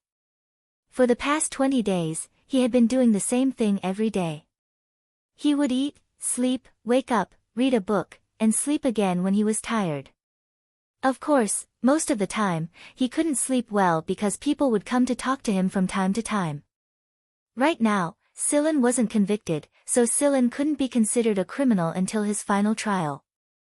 Therefore, compared to the convicted criminals, Scylla had a little freedom, but only a little. Similar to C.I. Jincheng's small base, this planet was shrouded in a gigantic protective shield and had an internal life support system to sustain life activities. The planet's primitive conditions weren't suitable for normal human habitation at all. Of course, it was also a form of protection to prevent the people imprisoned here from escaping. One part of the small room was surrounded by a transparent wall, and the ceiling was transparent as well. It was possible to see the stars outside and the patrolling fleets that passed by from time to time. Of the 5 satellite planets, the one Scylla was staying on had people who were waiting to be judged. They could be found guilty in the end, or they could be found innocent. Everything could only be decided after the final trial. The final trial would take place on the planets orbiting these few moons.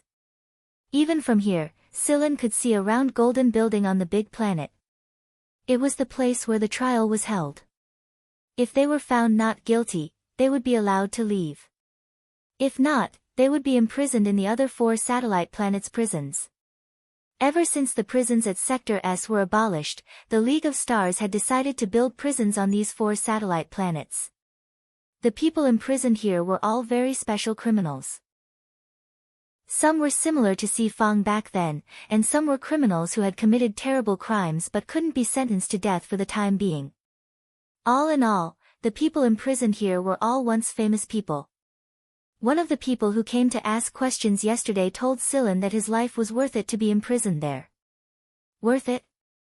Celine looked at the other 4 satellite planets. They looked cold and devoid of any signs of life. Ever since Scylla was imprisoned here, people would come to talk to Scylla every day.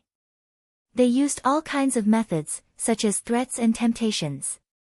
However, since Scylla had some people supporting him, the people who came were polite to Scylla. At the very least, they didn't use force. These people who came to talk to him were people from all 8 corps and politicians. Their goal was nothing more than one, the shortcut channel technology. Scylla didn't know who said this, but the current situation was that all the decision-makers knew about it. This was why they were waiting for Scylla to fall into Bisor's trap. Recently, the people who came to talk to Scylla said that they would be lenient if he handed over the channel technology. They even promised him a lot of benefits, but Scylla never relented. The people who came to talk to him in the past 2 days were especially numerous because they couldn't find the 11th Squad. They thought that Scylla was ready to give up on himself, and that the 11th Squad must have left for the other end of the passage. They weren't in the League of Stars, and they weren't planning to return either. Wouldn't returning be suicide? By Scylla's estimation, the day of the trial was almost here. The reason the trial date hadn't been decided until now was mainly because the people had underestimated the complexity of the matter. At first, they thought that they could tie Silen to Bisor's case, and then force Silen to hand over the channel technology. At worst, they could go easy on him during the public trial. However, as Silen was locked up, more and more people submitted applications to participate in the public trial, and the development of the matter exceeded their expectations. Moreover, these people who submitted applications to participate in the public trial originally weren't on Silen's side. However, a few days after Silen's phone was turned off and locked up, some people started to change their minds and stand. This made the decision-makers very troubled. As a result, the involvement grew bigger and bigger. The number of people participating in the final trial increased, and it became more and more complicated. The waiting time grew longer and longer, and even now, the date of the public trial hadn't been set. It sounded nice for the public to participate in the trial, but in reality, the so-called public who participated in the trial were also some important figures in the Star Alliance. The power and personal influence in their hands could shake an area, and they were also the leaders of local forces that had been officially recognized. These people would cooperate with the decision-makers in the higher-ups of the Star Alliance to maintain the stability and order of the Star Alliance. After every chaos, there would be a replacement between the old and the new. Take Alkenthus for example. In the past, he was far from qualified to do this. The representative of Sector V to participate in the public trial and administrative affairs was another Sector V colonist, but this colonist had been stepped on during the chaos of the League of Stars this time. Alkenthus seized the opportunity to develop the Freedom Army into the largest and most formal force in Sector V, and during the Nightmare Taper incident, the Freedom Army was the first group in Sector V to receive treatment. This caused the already influential Freedom Army in Sector V to become even more popular in the sector. Although the bigwigs didn't really think much of the Freedom Army, and even less of these Sector V lunatics, they had to admit that a force of this scale would cause a lot of trouble in the future if they didn't take this opportunity to negotiate. Therefore, as the leader of the Freedom Army, Alkenthus also received an invitation from the decision-makers. The meaning was that after the chaos, they hoped that he could cooperate with them to re-establish order and maintain the stability of the League of Stars. The people of Sector V were the most worrisome of all. If they could have someone like Alkenthus to restrain, maintain, and focus their firepower, then the decision-makers would be more than happy to give Alkenthus an invitation. When Alkenthus accepted the invitation, he also submitted an application to participate in the trial. However, Alkenthus was alone, and his vote alone shouldn't have much influence. It wouldn't change the outcome either. Even if the decision-makers were displeased, they didn't take it to heart as long as they knew that the outcome wouldn't change. However, not long after, when the three leaders of Sector S's three great forces received the invitation from the decision-makers to maintain order, they expressed their agreement to cooperate with the League of Stars government and the army to maintain order in the League of Stars. The condition was that they would participate in the public trial. The people who received the invitation from the decision-makers did indeed have the right to participate in the trial. It was just that they had the right to choose whether to participate or not. Most of the time, if it didn't involve them or had nothing to do with them, these people wouldn't participate in this kind of secret, complicated, and scheming trial. This time, the decision-makers didn't expect that the position of the captain of a small hunter squad would involve so many people. Moreover, many of them were targets that the decision-makers wanted to rope in. Because of this, the decision-makers conducted an in-depth investigation into Silen. The deeper the investigation, the more they discovered that Silen wasn't a simple person. Right now, the decision-makers were a little regretful that they had dragged Silen into Bisor's incident. Of course, it was only a little regret, not absolute regret. After all, they coveted the passage technology more. Silen looked at the starry sky outside. There were a few spaceports between the 5 planets and the central planet they revolved around. Right now, a starship had landed at the spaceport closest to Silen's planet, and it didn't take long for a spaceplane to depart from the spaceport and fly towards him. Silen had seen this situation many times already, and every time he did so, someone would come over and talk to Silen and demand that he hand over the passage technology. Who was it this time? The answer was revealed very soon. I was thinking that you would show up soon. Silen put down the book in his hand and looked at the newcomer. Yu Linglong walked into the small room and stared at the person sitting calmly on the chair with a complicated expression. Yu Linglong originally thought that since Silen had the passage technology, he would definitely leave the League of Stars together with the 11th squad when he realized that something was wrong. She didn't expect that Silen would actually cooperate and come here. She knew that Silen wouldn't give in so easily and would definitely have a backup plan. The increasing number of applications to participate in the trial was proof of that. Some of them were people who were more familiar with Silen, such as Engenia and so on. The other group of people who submitted applications included people from both the political and military circles. They were all people who had interfered in the miracle incident or had secretly violated the law. There were a lot of people involved in the miracle, but a lot of them had erased the stain when the miracle had gone down. However, Yu Linglong didn't expect that Silen would have the evidence and blackmail to force those people to change their minds. Silen had relied on this blackmail to force those people to participate in the trial. It was true that the 11th squad had left the League of Stars, but Cheto and Menjiero had stayed behind. They had shown the stain that some people thought had been erased a long time ago. During the years Silen had been a hunter, he had never stopped collecting information other than when he was out on missions. For example, Silen had obtained a fragment of Alilo's star map and a chip from the Miracle base where Shueqiu and Chifeng had been captured. The chip contained a lot of information and even some secret transactions, and Silen had been supplementing the information according to the chip. Now, it was time to use them. What are you thinking? Or should I say, what are you trying to do? Yu Linglong asked with a frown. Perhaps it was because she was used to being in the Yu family, she unconsciously used a questioning tone when she spoke. However, she quickly realized that this wasn't a good way of speaking. After adjusting her tone, she said, I know that you have a lot of dirt on them, but those old foxes won't let you have it forever. Right now, it's only because it's too sudden that they don't have the time to deal with it. When the matter calms down, the situation will be disadvantageous to you.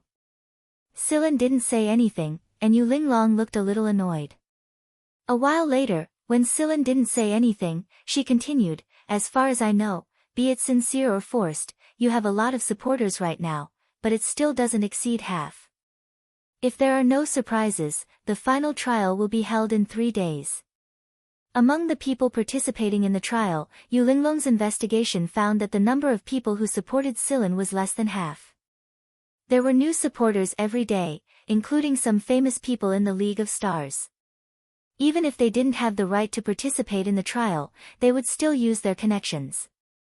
For example, Food King Hara, Great Master Jiao Sun of the pharmaceutical world, and former Senator Sang Bo. Another example was the hunters. Right now, Ji Feng was busy working with Lan Huidi to deal with Heaven's Birth, so he didn't have the time to come personally.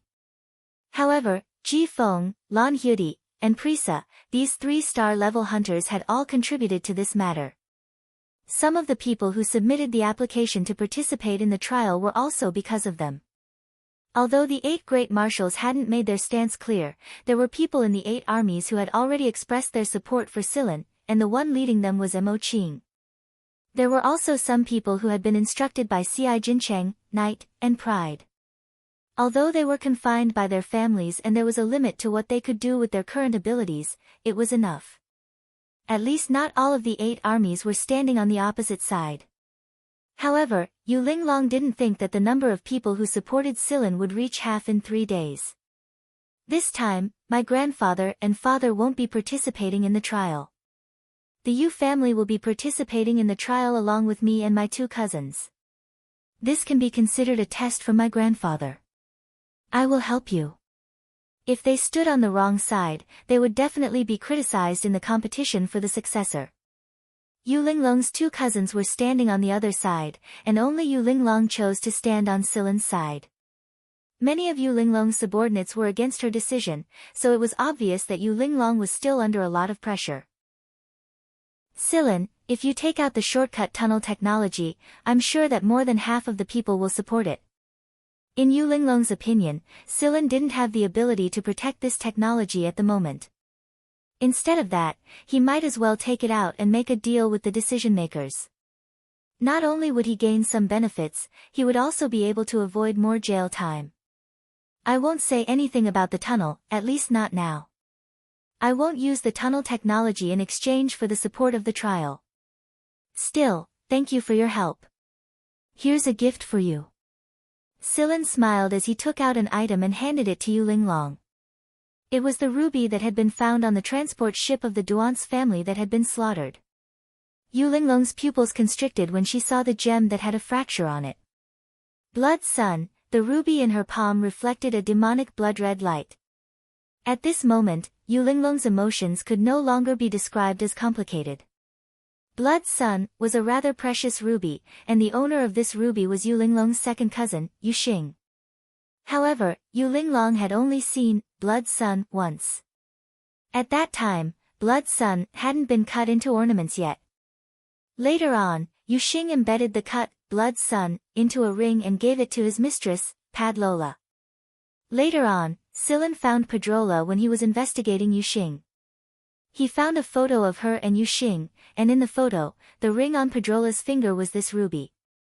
Padlola looked like a woman who relied on her appearance to get her position, but in reality, she wasn't simple at all. She was also one of Yu Xing's right-hand men. Yu Linglong had already sent a few subordinates to investigate her, but none of them had received any news. This.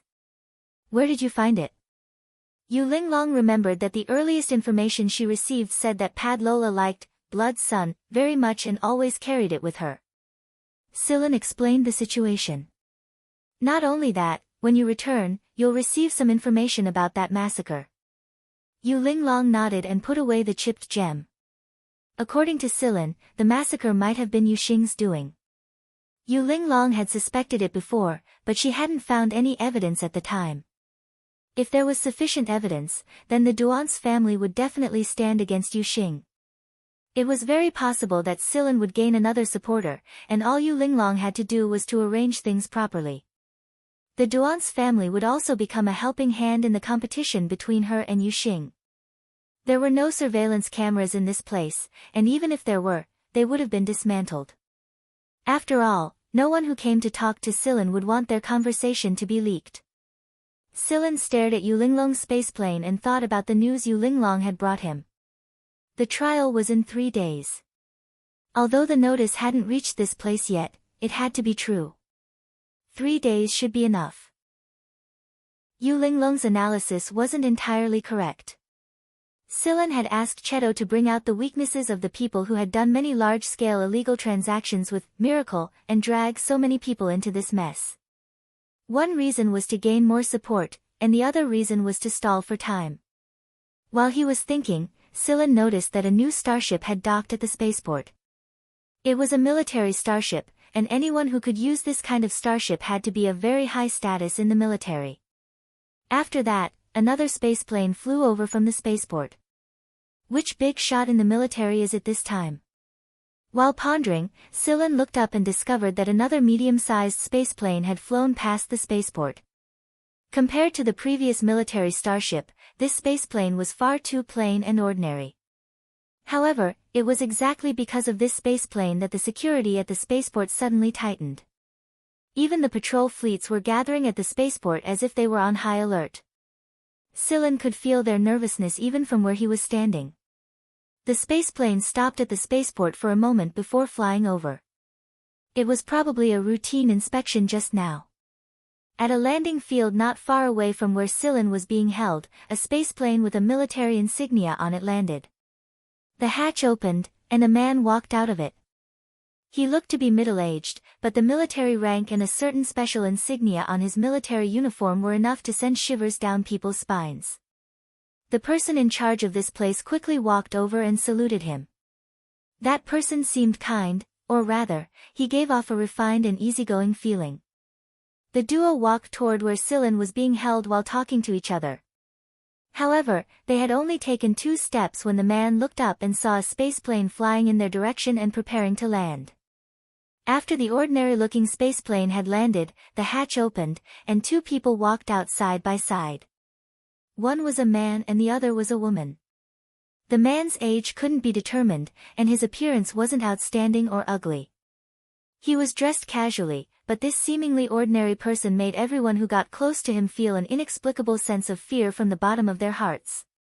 The woman walking beside him was wearing the style of training clothes that mercenaries and hunters liked.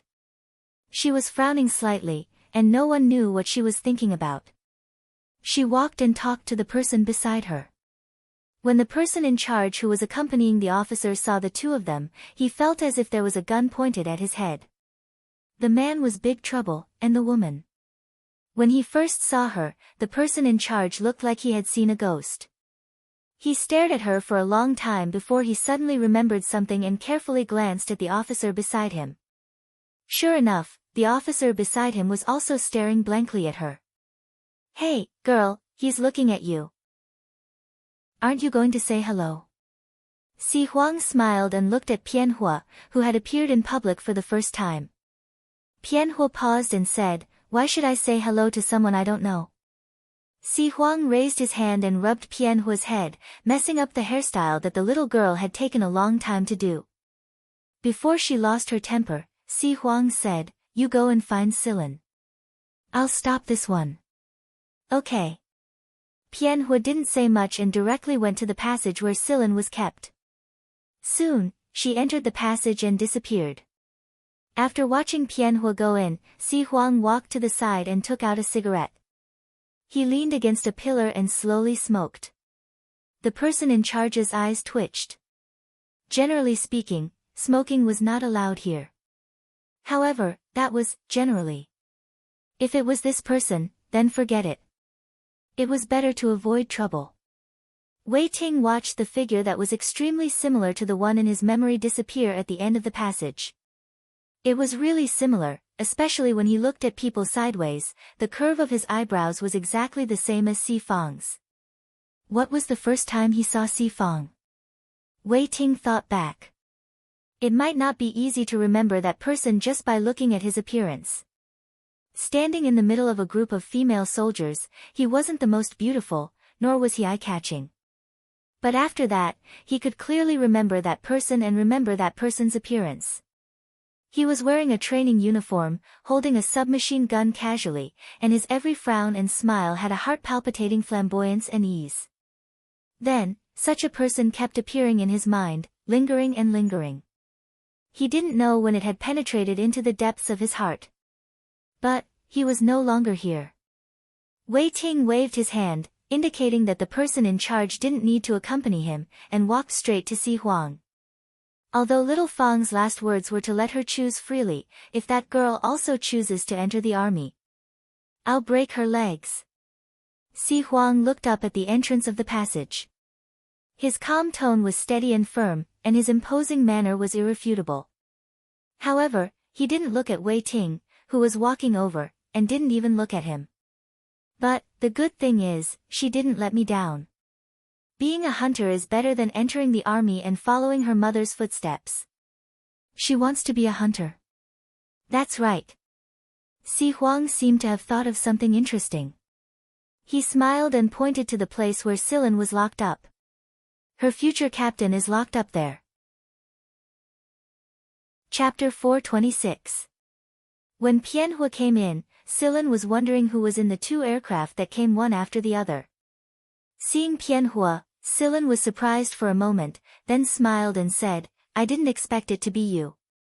First, Silan really didn't expect Pianhua to come. Second, Silan didn't expect Pianhua to appear in his original appearance. Silan already knew that Pianhua and Si Fang were very similar. Moreover, Pianhua appearing in his original appearance would definitely cause a small sensation, especially for those who had some status in the military and those who were familiar with Si Fang.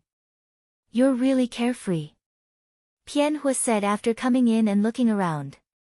She originally thought that Silan would be very depressed, but now it didn't seem to be the case. No wonder Si Huang said that there was no need to worry about Silan. It's useless to worry anyway. I heard that the final trial will be held in 3 days. Pianhua was very confused about Silen's indifferent attitude. How could this person be so calm? It should be known that the final trial would decide life and death.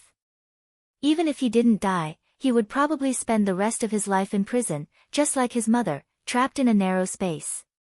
From then on, he would have to deal with all kinds of hidden hands. Yes, I already know that. Not worried? I said, it's useless to worry. You're really? Pianhua wanted to go over and pry open Silen's brain to see what was inside. Pianhua paused, then suddenly asked, where's the cat? It left. At that time, Huimao was very dissatisfied with Silen's arrangement, but in the end, he still listened to Silen's arrangement and left with a you. Pianhua was silent for a moment, then asked mysteriously, do you really have a way to win this trial? Silen didn't answer. Forget it. Seeing that Silen didn't want to say, Pianhua waved her hand, I just came to see how you are. I'm not qualified to participate in the trial in 3 days, but there's someone who is qualified, and he will support you. Si Huang. Yes, he's outside.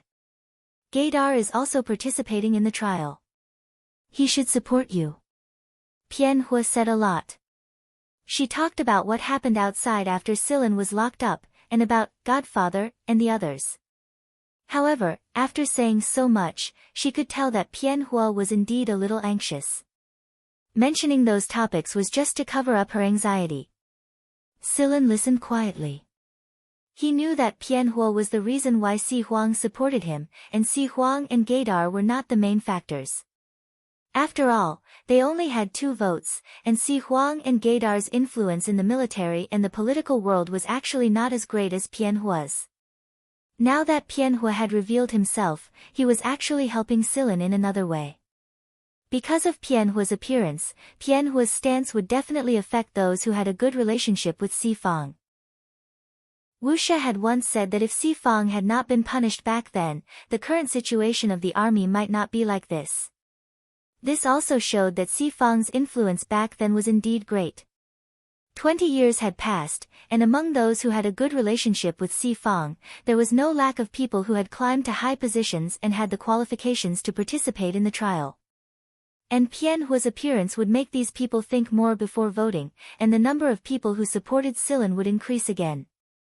These people were Pianhua's goal. Thank you. Silen looked at Pianhua and said seriously. Pianhua, who had been drinking water from a cup, hurriedly looked away. Forget it. If you really want to thank me, after this incident, let me join your team. Silen smiled and nodded. Okay. When Pianhua came out of the passage, Si Huang and Wei Ting stood on either side of the passage. After glancing at Wei Ting, Pianhua didn't look at him anymore and walked towards Si Huang. Si Huang casually threw away the remaining half of his cigarette. Standing not far away, the person in charge's eyes twitched. He kicked the cleaning robot that was in a dormant state and told it to clean up the trash. Are you relieved now? I told you not to worry about that brat. He's so sneaky, how could he be trapped here so easily? Si Huang raised his hand and messed up Pianhua's hair, which he had tidied up before entering the passage. Wei Ting narrowed his eyes when he saw Si Huang's hand fluttering on Pianhua's head. The person in charge, who was waiting not far behind Wei Ting, shivered. He suddenly felt that the temperature around him had dropped a lot. Si Huang fluttered even more happily. Pianhua punched him so hard that not only was he not angry, but the smile on his face grew wider and wider. Wei Ting wanted nothing more than to slap him. Si Huang was showing off and angering Wei Ting. See, your daughter is still closer to me. As for you, as a blood father, you're nothing but a fart. Before Pianhua flew into a rage, Si Huang hugged Pianhua and said, let's go back and continue teaching that guy in the wheelchair a lesson. The guy in the wheelchair that Si Huang mentioned was Godfather. Actually, Godfather had come with them, as well as Azrael and a few others. Even if they didn't have the right to participate in the trial, they still wanted to watch the trial. At this moment, Godfather was looking at the information in his hands with a panda on his head. The dark circles on Godfather's half of his normal face were caused by Pianhua. When Pianhua was beating him up, the rest of Azrael, including Si Huang, were watching the show from the side. After Si Huang and Pianhua walked away, Wei Ting stood there quietly. However, the person in charge didn't dare to go up and talk to him. Wei Ting's aura was too strong. Even an idiot could feel that Wei Ting was in a bad mood. The robot that ran over to clean up the cigarette but that Si Huang had thrown there exploded before it could do so. It was used as a punching bag. The explosion caused the person in charge and some guards not far away to tremble, but they acted as if they didn't see or hear anything. They looked straight ahead and stood in perfect military posture. Wei Ting didn't even look at the robot that exploded, nor did he go into the tunnel to talk to Silen. Wei Ting didn't have the mood to care about his original purpose of coming here. After watching Si Huang's aircraft leave, Wei Ting left as well. During the 3 days of waiting for the trial, those who paid attention would notice that the magnetic field around the central planet of judgment had changed a little. From time to time, there would be some abnormalities, but the technicians couldn't find the reason. During these 3 days, many things had happened. The people participating in the trial had been confirmed, so it wasn't about them. Instead, it was about a major event that shocked the entire League of Stars. The 4 major hunter groups were finally going to become 3. The head commander of Heaven's Birth, Bloomer, was killed by Ji Feng and Lan Hyudi. The other higher-ups of Heaven's Birth also met with accidents. Some died, some retreated. In short, it was only a matter of time before the 4 major hunter groups became 3. Not long after the Nightmare Taper incident in the League of Stars, the news of the 4 major hunter groups becoming 3 became the hottest topic in the League of Stars. In comparison, Silen's incident was much more low-key. After all, the public wasn't familiar with the final trial and didn't understand the secrets behind it. When the time came, they would just listen to what the media said. If the media didn't say anything, the majority of the people in the League of Stars wouldn't even know about Silen's incident. 3 days later, Silen walked out of this small room and boarded an aircraft full of guards. He headed to the central planet to receive the final trial. Unlike the entrance that the people participating in the trial used to enter, Silen was brought in from the basement. It was a bit dark inside. This kind of darkness, coupled with the solemn atmosphere, and the emblem of the highest court of the League of Stars that could be seen everywhere, made the people who came in to receive the trial feel oppressed. However, compared to some of the people who were being judged, Silen was much calmer. Even the escorts were very curious. Was this kid's reflex arc too long, or did he really not care? There was a round table in front of him with a chair inside. After Silen sat on it, a transparent barrier appeared around the round table, isolating Silen from the outside world and preventing Silen from escaping. After all, he hadn't been convicted yet, so there were no handcuffs or other restraints on Silen's body. The round table slowly rose up. Silen sat on the chair inside the round table and sensed the changes in his surroundings. He could sense the increasingly unstable magnetic field, as well as the many powerful auras that were both familiar and foreign were surrounding him. Golden light shone in, splitting apart the darkness coming from the basement. However, this wasn't sunlight, it was the illumination of the golden round building itself. It was said that this light represented holiness and justice, getting rid of all filth and finding the path of redemption for the fallen. Perhaps this was the original idea of the builders and adjudicators here, but gradually, it was filled with unavoidable hypocrisy. How did the people who were being judged here feel when they saw this light? Did they feel that this light was actually colder than the darkness in the basement? Or was it more despairing? Silen opened his eyes. The round table had gradually emerged from the ground. This was a wide field, and Silen was in the center of this circular field. Around the field were some small, scale-like sections, and each section had 3 to 5 people sitting. Among these people, only one was a participant, and the others were accompanying them. Silen glanced around. Sitting in the top circle were 3 people in military uniforms. They had a special badge on them, a badge unique to the Heavenly Edict Empire. Some distance away from them, also sitting in the top circle were a few senior senators. On the second floor sat Ji Feng, Lan Hyudi, Navigator Tamer, Sin Prisa, and Hunter Gaydar, who was recognized after Osculo's death. There was also hidden Wuxia, Nabila, and Si Huang. Originally, the 3 Heavenly Edict Empire representatives didn't plan to show up. Most of the time, they just watched from behind the scenes. However, now that all 5 star hunters and the 3 troublesome people were here, they couldn't control the situation without them. Nabila didn't plan to come either.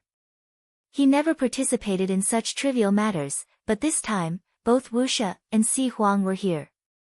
Even all the star hunters and the 3 Heavenly Edict Empire representatives were here. If he wasn't here, he would definitely feel like he was below his status. Moreover, Nabila was happy to see Silan being judged. After all, he had lost a few of his subordinates because of Silan. After that, Silan saw a lot of familiar faces. Yu Linglong and her 2 cousins were sitting in the 3 scales, on the Yu family's side. Silan didn't know the representatives of the Ci, Ji, and Fiegler families, but Ci Jincheng, Knight, and Pride were all sitting there with worried eyes. Also, they didn't look as mentally well as Silan. It looked like they hadn't slept well for a long time. Shi Huajing was representing his family, and the people behind him were arguing. Shi Huajing ignored them and sat there thinking about something. The representative of the Andryara family was Lung. Young Master Lung had a serious expression on his face, and he was saying something inaudible. But judging from the reaction of the little old man behind him, it probably wasn't anything good. Silan also saw Angenia, and behind her were Zhensheng, Zhen Xingfu, and Zhen Xingji. There was also Akenthus, who was currently in the limelight at Sector V. Qing didn't come with him, and the one accompanying Akenthus was in Relson. Some very influential people from the electronic media had arrived as well. They would never miss something like this, and Alan and the others were among them. There were also people from Limitless and Lavish. Other than that, there were also a lot of people that Silan didn't know. However, Silan saw kindness in their eyes. It didn't matter if it was a request from someone or their own decision, Silan remembered them. He remembered that they had resisted the pressure and stood on his side at a time like this. The lineup for this trial was much stronger than Si Fang's trial back then, all 5-star rank hunters, all 3 Heavenly Edict generals, senior senators, army commanders, influential families in the League of Stars, media, regional force leaders, and so on. No one would have thought that a mere team leader of a small hunter group would attract such a large group of people to participate in the trial. Inside the court, the golden light dazzled everyone a little, but the people being interrogated sat there calmly and watched everything. Chapter 427. Someone at the top was narrating Celine's crimes, and he made Bisor sound quite innocent. If he had not experienced it himself, he would definitely think that Bisor was an amiable person who gave his all for the Star Alliance and died a tragic death. The person reading the crimes was someone familiar. Silan had seen him when he went to the 6th Division not long ago. He was the person in charge of the 6th Division's secret experimental base, Greyer. Come to think of it, why did Greyer succeed when the rest of the people who were sent to Miracle as spies in the army failed? Not only did he succeed, but he also happened to bring back an intact nightmare taper. However, the nightmare taper incident was over. Now, Greyer's true stance was clear. He was working for Bisor. How could he read such a hypocritical statement without changing his expression? Greyer was really shameless. However, Silan did not feel that it was embarrassing to face such crimes. The one who felt embarrassed should be the 6th Division's commander, Kikila. Obviously, Greyer stood there and read the crimes without Kikila's consent. Kikila might not even know that Greyer would do such a thing. Many people in the upper echelons of the army knew that Greyer was from the 6th Division and was deeply trusted by Kikila. Obviously, everyone would think of Kikila in this situation. Since Greyer was standing here, Kikila would definitely stand against Silan. However, Kikila had not said anything before. Now, Silan looked over and saw that Kikila's face was pale. If it was possible, Kekila would probably run over and strangle Grayer to death. Kekila really didn't want to get involved in this mess. Maybe he did want to stand on the opposite side and force Silen to hand over the shortcut technology, but as the situation developed and more people were involved, Kekila didn't want to get into a conflict with them.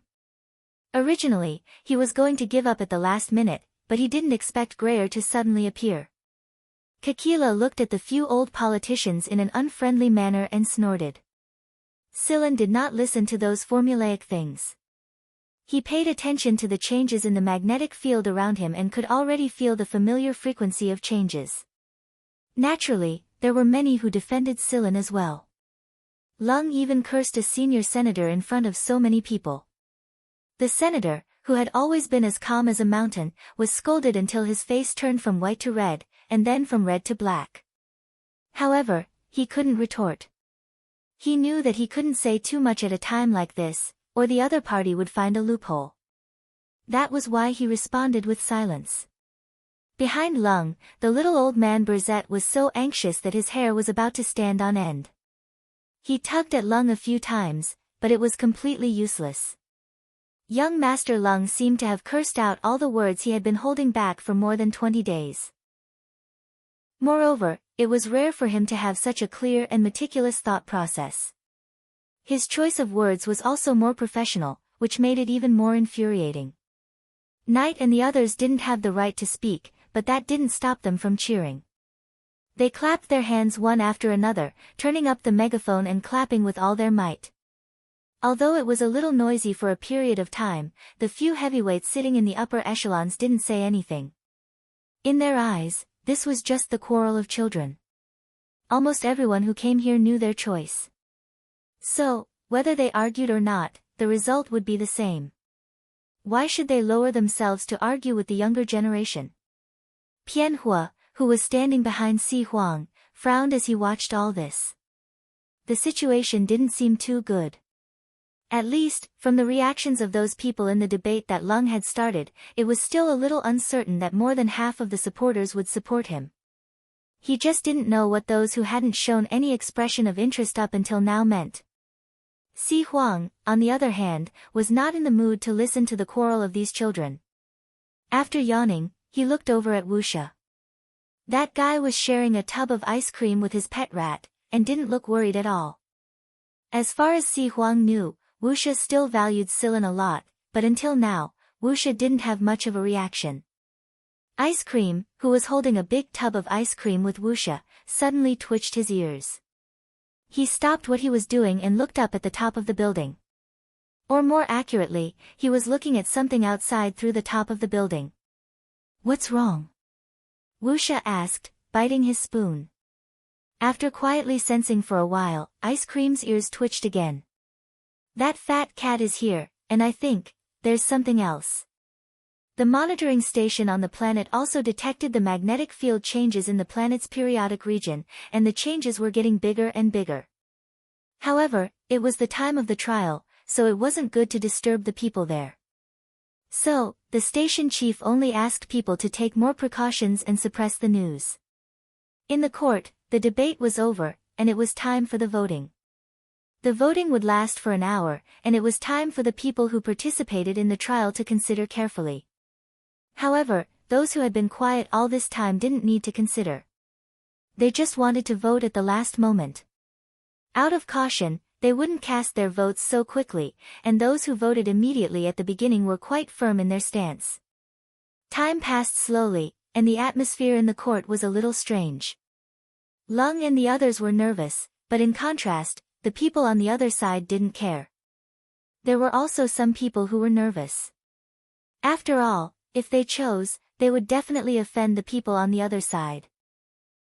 Although the voting wasn't transparent, everyone knew that as long as they had the means, they could find out everything.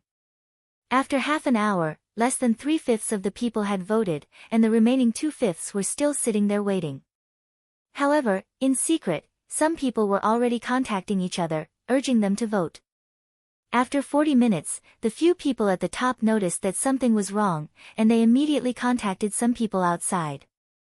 After hearing those people's reports, the decision-makers at the top all frowned. One look and they knew that the current problem was quite serious. This should be a random phenomenon. Although the magnetic field has been fluctuating for such a long time, it hasn't exceeded the warning line. It should be over soon. Before the director of the monitoring station could finish, the magnetic field's anomalies suddenly became violent, soaring to an extremely dangerous range in a short period of time. It was enough to make the alarm on the entire planet go off at the highest level, and the alarm on the planet went silent not long after it rang. It wasn't just the alarms, even the lighting, communication, and other electronic and mechanical devices began to show abnormalities. The golden lights in the court began to flicker, and the devices that controlled the airflow and temperature also gradually lost their functions. The court was a little stuffy and hot. After all, there were so many people around. In an instant, everyone inside began to panic. What was going on? Something like this had never happened before. The three heavenly edict lords sitting at the top immediately ordered for the top of the court to be opened. Even if they wanted to escape, the top was the biggest escape route. After the flashing golden light above the court was opened, all the lights inside were extinguished, all the communication devices were completely paralyzed, and all the electronic and mechanical devices collectively stopped working. The display screen was a mess. However, this wasn't the focus of everyone's attention. The focus was on the sky. It was daytime, but the vortex that appeared in the sky was very conspicuous. The vortex was as bright as a nebula. It felt like it was right in front of them, but they couldn't touch it. In fact, there was still some distance between the vortex and the planet, but because the vortex was too big, whether it was the people on the 5 satellite planets or the people on the central planet, they all felt that the place they were in was about to be swallowed by this beautiful but terrifying vortex. They didn't care about what happened to Scylla now. In their hearts, Scylla's matter was nothing compared to the situation in front of them. However, there were still people who paid attention to Scylla, such as Pianhua and Lung. Originally, they wanted to persuade Scylla to find a chance to leave.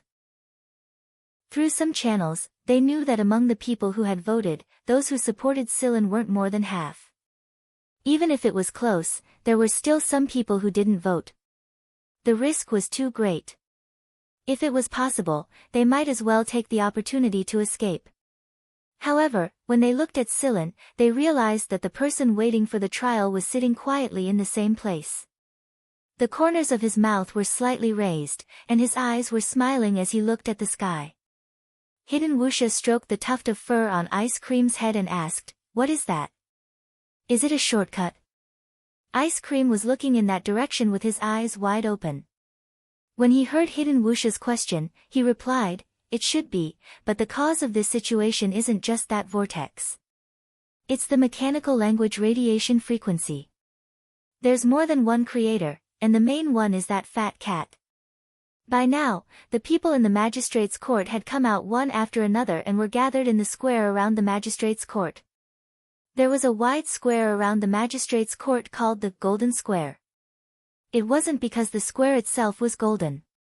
On the contrary, the material on the ground of the square was not golden. However, this special material would reflect the golden light of the magistrate's court, and the reflected golden light would seem to float in the square. It was like a sacred place in legends. Although there were no electronic projectors and light screens, the people still had other means to see the scene in space beyond the planet. When the people from the magistrate's court came out one after another, a small starship flew out of the huge vortex that was dotted with nebulae. Compared to the huge vortex, the starship was really too small. When everyone's attention was focused on the spacecraft that flew out of the vortex, they paid special attention to it. Moreover, many people were very familiar with this spacecraft. It was the Vanguard 11th Division's free spaceship. They opened the shortcut. This was the first thought that came to everyone's mind when they saw the 11th Team's starship. At this moment, Angenia's feelings were different from the others. She was a little nervous and a little excited. She couldn't control her excitement. She had a feeling that something was going to happen next. However, before everyone could express their opinions on the appearance of this starship, a huge hull appeared behind the 11th Team starship. The difference between the small starship and this big fellow was like the difference between a small fishing boat and a luxury liner. It was dignified, gorgeous, and unconcealable luxurious. There was also an aura that couldn't be ignored. Everything about this huge starship showed how special it was. This wasn't a starship owned by the League of Stars. It was obvious from its appearance alone, but the most shocking thing about it was the symbol on the starship. A lot of people looked at Engenia and the other Golden Beginning members after they saw the symbol. It was because Engenia, Zhensheng, Zhen Xingfu, and Zhen Xingji were all wearing the same symbol, and it was right next to Golden Beginnings. Normally, people would only pay attention to Golden Beginning symbol, and they wouldn't pay attention to the smaller symbol next to it. But now, everyone was looking at Engenia in unison, and some people were already discussing it in private. They wouldn't believe that this new starship had nothing to do with Golden Beginning even if they were beaten to death. Prisa looked at the symbol on the gigantic starship and then at Engenia, whose eyes were turning red and her body was trembling. She knew that it must be about that person that made the Queen of the Golden Beginning Empire lose her composure. Had the man that the older generation of Sector S called useless and living off a woman finally returned? This huge starship was just the beginning. After this massive starship appeared, many other similarly massive starships appeared one after another. Apart from this, there were also some slightly smaller warships that appeared. There were many differences between their appearances and the many warships in the Star Alliance. They were ostentatious and luxurious. In Lung's words at that moment, they were overflowing with a noble aura and an awesome aura of enormous wealth and manpower. It was obvious that they belonged to the same force at first glance. Just what kind of person could possess such enormous manpower and wealth? Starships came out one after another, surrounding this central planet and distributed in space. Just how many starships were there? Everyone had already forgotten to count. All they knew was that the sky was packed with starships, and none of them were smaller than the 11th Squad's starship. The people on the planet were only able to see a part of the starship, but the League of Stars' Space Patrol fleet had the clearest view. Right now, they were all staring at the starship with their mouths agape and a little scared. Such a fleet was too big, and its aura was too oppressive. Coupled with its sudden appearance, no one knew how to react. The three Heavenly Edict experts had their own communication channel. After contacting the people at the space station, they said to the other decision-makers, "They're requesting an audience with our highest officer." After that, the three Heavenly Edict experts calmly glanced at Engenia's people and Silen's place. Then, they suddenly glowed, and they were covered in armor in the next moment. The armor made them look twice as big as before, but it didn't look out of place at all. Before anyone could get a good look at the Heavenly Edict armor, the three Heavenly Edict experts vanished into thin air. Silen stared at where the three Heavenly Edict experts had vanished to. He was curious about the armor they were wearing because it was unique to the Heavenly Edict experts. Moreover, there was no way they could wield such speed and control armor without an incredibly strong body. For example, if C.I. Jincheng were to wear the same armor, he would be moving at the speed of a turtle compared to the three Heavenly Edict experts. That was the difference. It didn't take long before a spaceplane that no one had seen before landed on the Golden Plaza. It must have received permission from the three Heavenly Edict experts to land on the Golden Plaza at this time. The patrolling fleet and Golden Plaza's soldiers didn't make a move, but they were staring at the spaceplane warily. They didn't know what order they had received, but they looked incredibly nervous. After the spaceplane landed, the hatch opened, and a shadow flashed towards Silen. It was so fast that no one could see it clearly. The guns that the soldiers had just raised broke into several pieces. When they came back to their senses, they discovered that it was a chubby gray cat. Hui Mao circled around Silen and revealed his true form after failing to notice that Silen was injured and tortured. He jumped onto Silen's shoulder, wagged his tail, and started bragging about his achievement. The 11th Squad hadn't arrived yet, and the three Heavenly Edict experts hadn't let them in yet. Hui Mao couldn't care less about that. He simply followed the mist Bodhisattva people over. The three Heavenly Edict experts didn't say anything when they saw him. Huimao thought that it was because he was a special case. Yeah, keep showing off. Little Ice Cream, who was nestled on Yin Wuji's side, saw that fatty shit was getting carried away again and scoffed. What a shame. Soon, everyone's attention was drawn back to the space plane because someone had come out of it. The two squads of guards were wearing different uniforms. One was the Mist Bodhisattva Imperial Army, and the other was the Gen family, one of the three kings. The leader of the Mist Bodhisattva Imperial Army's guards was Tu Ba. It was rare for Tu Ba to wear the uniform of the Mist Bodhisattva Imperial Army this time. Silen thought that Tu Ba and his men would be fighting in secret. It was thanks to Silen that Tu Ba was able to wear the Mist Bodhisattva Imperial Army's uniform. After learning about the shortcut technology, Tu Ba and a group of people who were supposed to be fighting in secret were reorganized into a diplomatic unit. The two squads stood on either side of the spaceplane's door. Then, a figure walked out of the spaceplane gracefully and innocently with a friendly and harmless smile. The corner of Silen's eyes twitched. Why is Guan Feng here? A young man walked out of the spaceplane behind Guan Feng. He didn't show any stage fright, but there was a sense of novelty in his eyes compared to Guan Feng's. He looked around and paused on Silen for a moment. Then, he grinned and nodded at Silen before looking at the others. In the end, his gaze stopped at Engenia. Then, he quickly walked over to her. If it wasn't for the etiquette of nobles, he would have run over there already. Second Grandma, hearing about you is better than meeting you in person. The League of Stars crowd. Second Grandma. Zhen Xingming was speaking in the common language of the League of Stars, but everyone could understand what he was trying to say. Zhen Xingming had studied hard in order to follow Zhenya here. He wasn't this diligent even back at the affiliated schools. The Zhen family guards were following behind Zhen Xingming, and their eyes were filled with kindness and respect when they looked at Engenia and Zhensheng. Guan Feng didn't interrupt the Zhen family's bonding session. Instead, he walked towards Silen. TSK, you sure have a hard life here. Guan Feng wasn't speaking in the Mist Bodhisattva language, but the common language of the League of Stars instead. Unlike Zhen Xingming's awkward pronunciation, Guan Feng spoke fluently.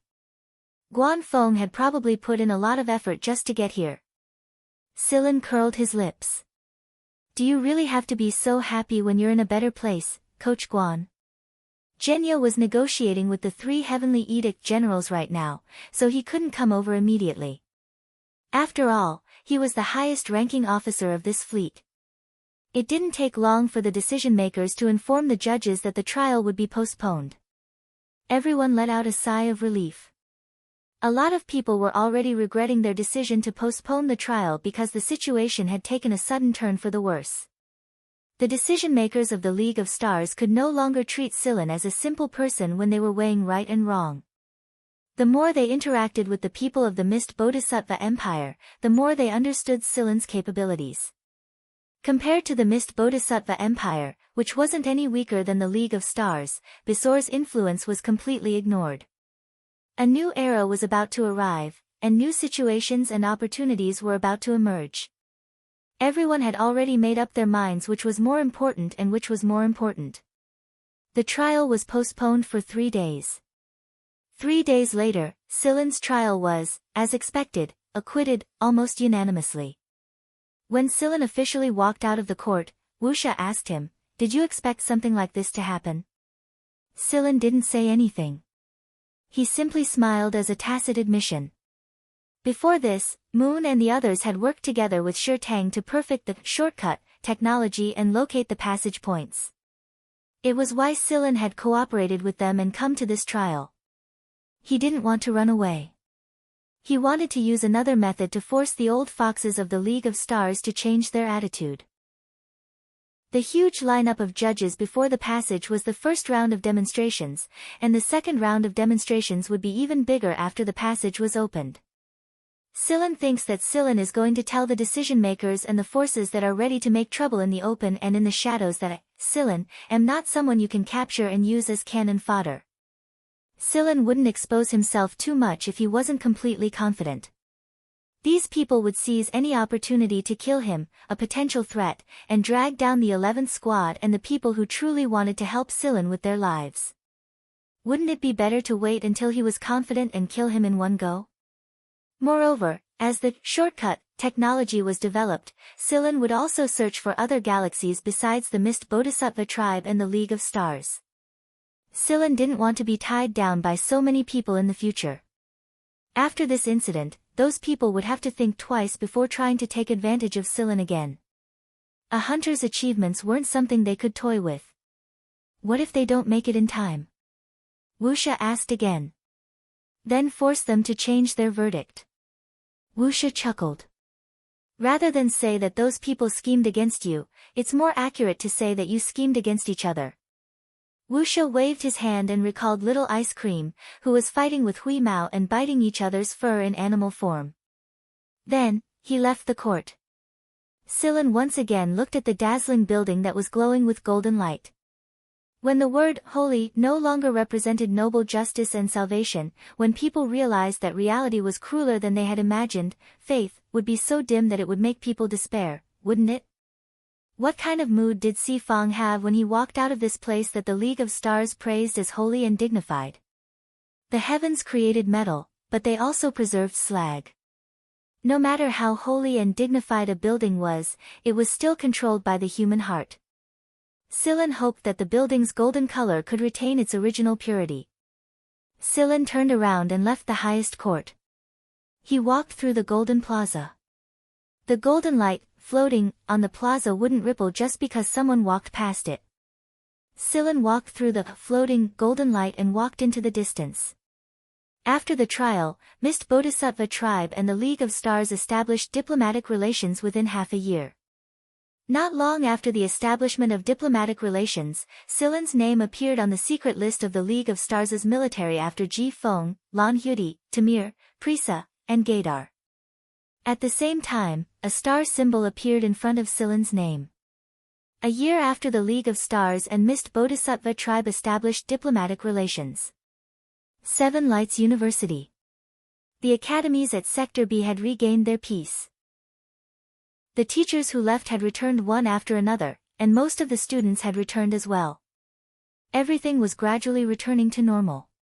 The students of Seven Lights returned very quickly, and there were a lot of new recruits this time. Following the establishment of diplomatic relations between the League of Stars and Mist Bodhisattva tribe, Seven Lights became the first pilot school of the Academy Exchange program. Everyone wanted to fight for the exchange spots. It was exactly because of this that the higher-ups of Seven Lights were incredibly busy right now. However, there was one executive who was an exception.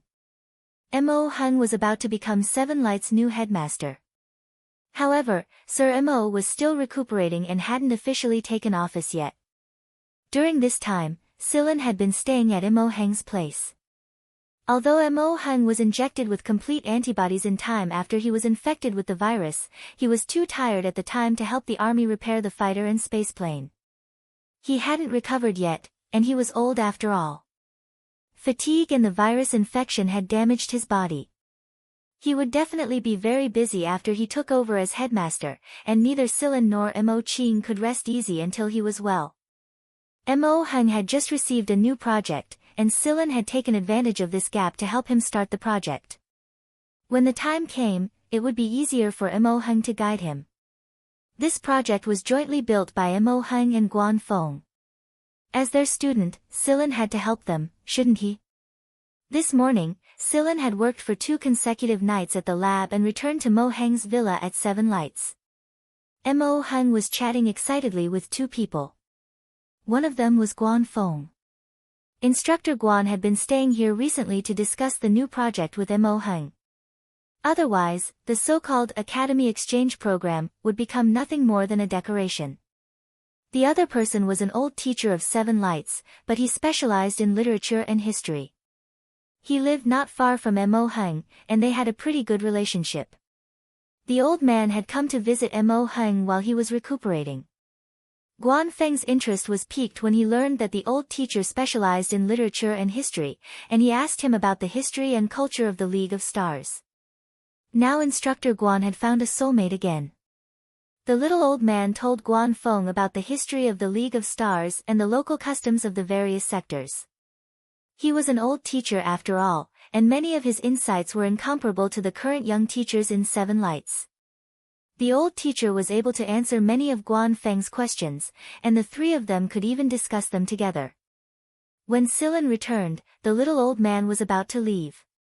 He had a class in the afternoon. Originally, this class wasn't supposed to be taught by a great teacher like him, but the young teacher had something to do at the last minute, so the little old man led the class on his behalf.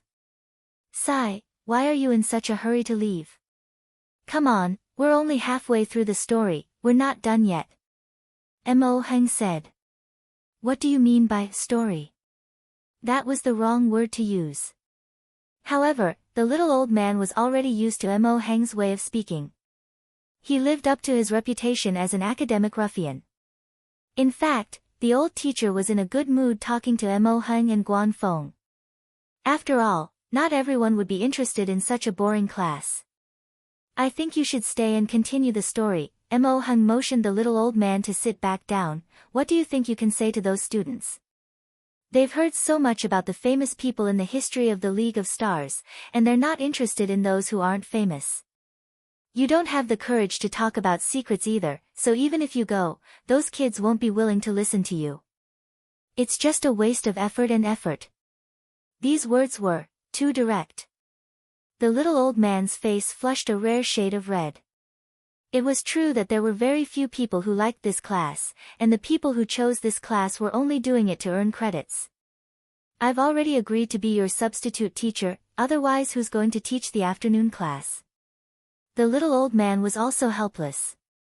Mo Heng and Guan Feng looked at Silen at the same time.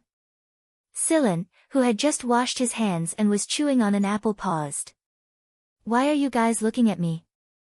Guan Feng raised a finger and pointed at Silen. "Let him go.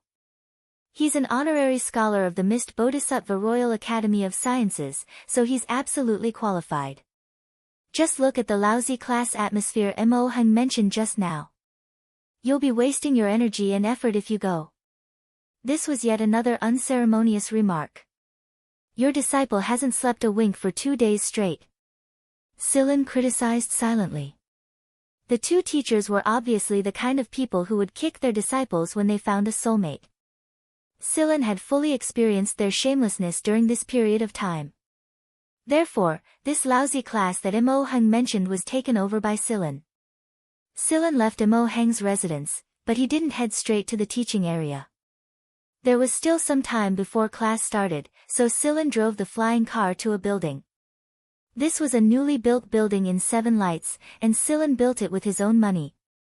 The building looked like a crouching insect, and there was a sign on it, "Parasite Password." It was a parasite herbarium, and it was currently the largest and most comprehensive parasite herbarium in the League of Stars. Silen had spent a lot of effort to build it.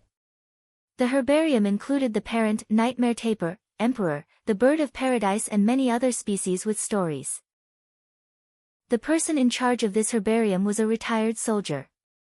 The people of Seven Lights did not know his background, but since Silen and Mo Heng had decided to let this person take charge, no one else said anything. Seeing Silen's arrival, the person greeted Silen. "Someone's here." Silen was puzzled. This herbarium had just been built, and it wasn't open to the public just yet. Those who could enter were all people that Silen was familiar with, or the gatekeeper wouldn't have let him in. "You'll know once you take a look," the gatekeeper said with a smile. He didn't answer who it was. Silen walked in and saw a familiar wheelchair. Godfather did not look at the parent nightmare tapir, nor did he look at the emperor, nor did he look at any of the parasite specimens. He was looking at a copied notebook. It was the parasite code copy written by Communidin that Silen had placed here. The parasite code Silen had placed here was only a partial copy. There were some notes in the notebook that were more sensitive to the current situation, and Silen hadn't placed them here. After the nightmare tapir incident, parasites had become something that many people feared. At the same time, they had also become some people's new favorite. Silen was afraid that these people would create a second nightmare taper incident based on the notebook's contents, and that would go against Komunidin's original intentions. Nada had said that Komunidin hoped that more people could understand parasites, and it was Nada's suggestion to place the parasite code in the herbarium. Right now, Nada was probably the only one who understood Komunidin the best. Since Nada had said that, Silen put the notebook in after taking care of the copy. While letting more people understand parasites, they would also know about the existence of a hunter named Komunidin and the contributions that this insignificant hunter had made in the field of parasites. At the same time, there was another person's notebook in the literature section of the herbarium. That person's name was Enji. Hearing the footsteps, Godfather did not move his eyes away from the parasite code. He was still reading it. Silen did not disturb him. Godfather had brought 2 new species this time. They were both discovered in space. Silen made a record of the 2 specimens that had just entered the warehouse. Godfather had already placed the information of the 2 new species next to him. All Silen had to do was to log in. If Silen was not there, the person in charge would take care of it.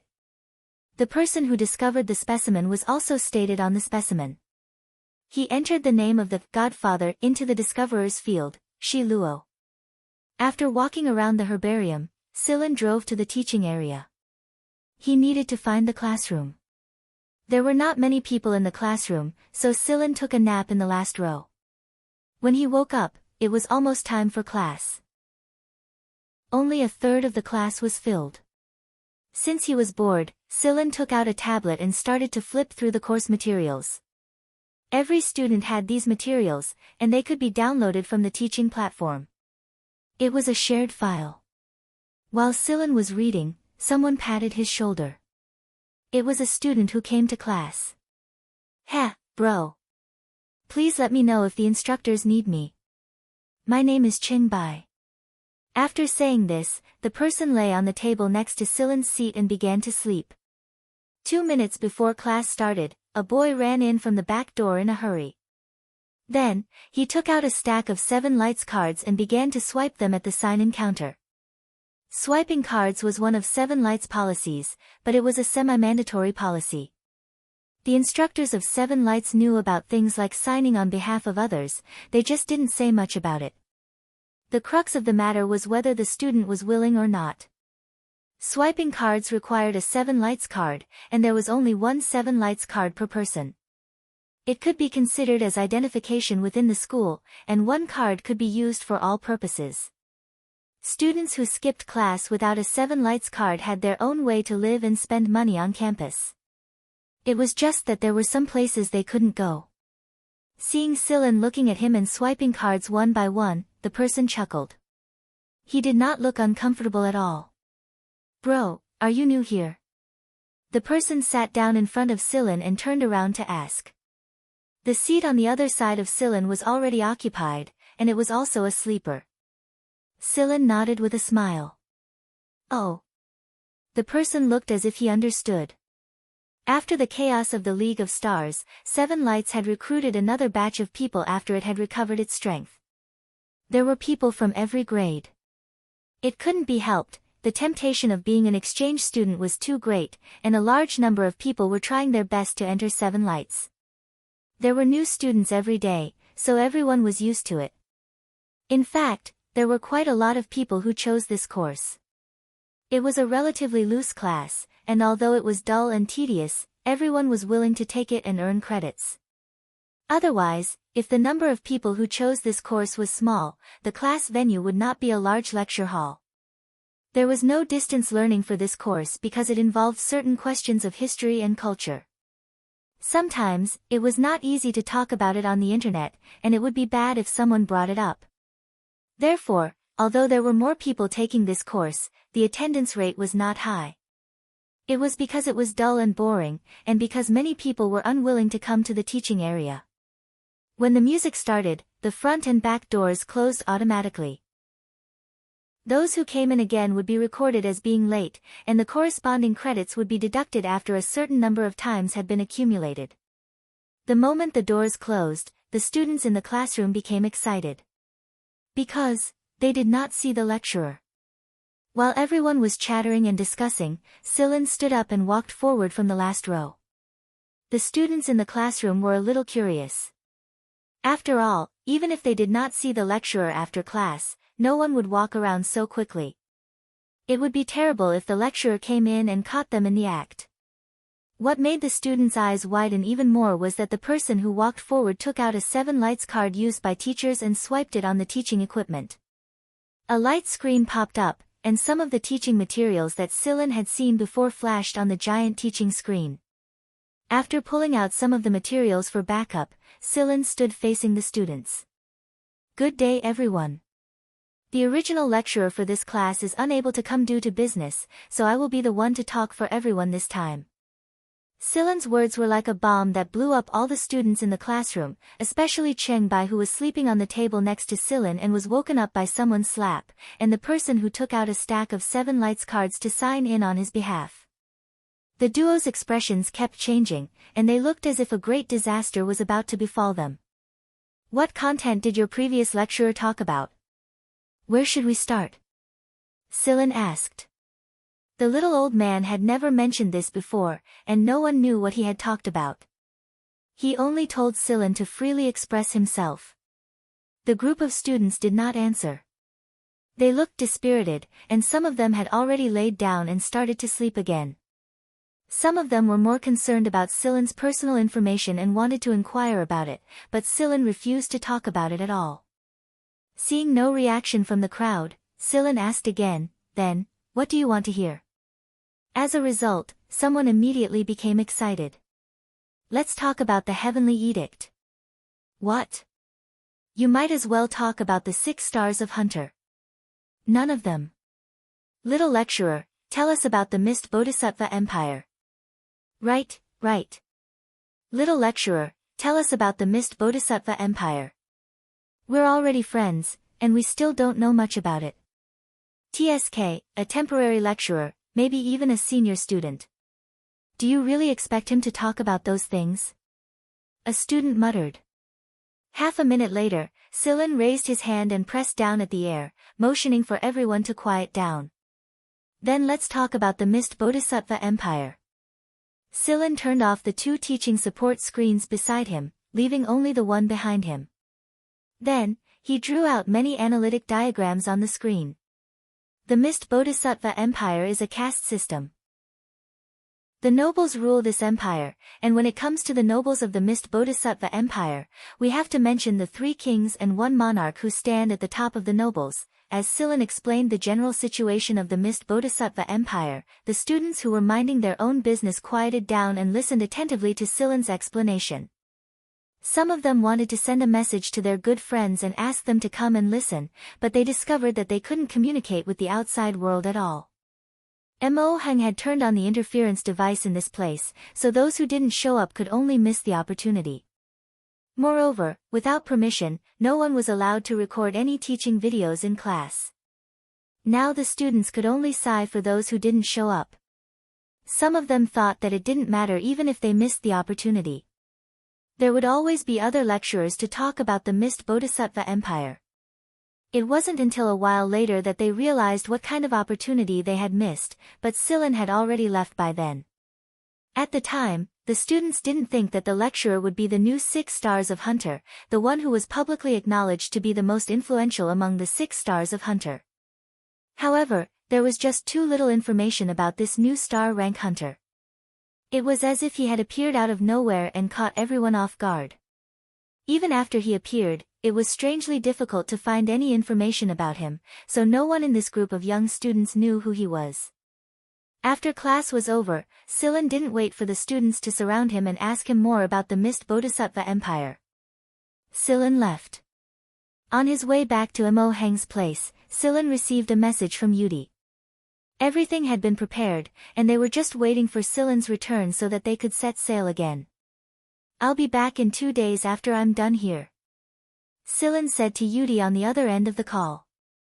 After the call ended, Silen thought about how he could finish the project at hand as soon as possible and hand it over to those 2 shameless old men. The 11th squad's journey was about to begin again, and everyone in the squad had been waiting for it for a long time. He wasn't going to stay here for long. The flying car flew past the classroom area, leaving behind the people who were still in discussion. 1,000 years ago, Olilo, who symbolized dreams, appeared, and the space adventurers began to evolve in a certain direction. Hunters, a class that no one thought highly of before, rose to prominence. 1,000 years later, the shortcut was opened, and another peak of the hunter era had arrived. End of book. You're tuning into the Blissful Bookshelf YouTube channel. We're so grateful for your support, and don't forget to subscribe to join us on this incredible journey through captivating stories. Your generosity through donations truly makes a world of difference, as it's the primary source of revenue that allows me to expand and enhance this channel for you. Thank you from the bottom of my heart for being a part of this adventure.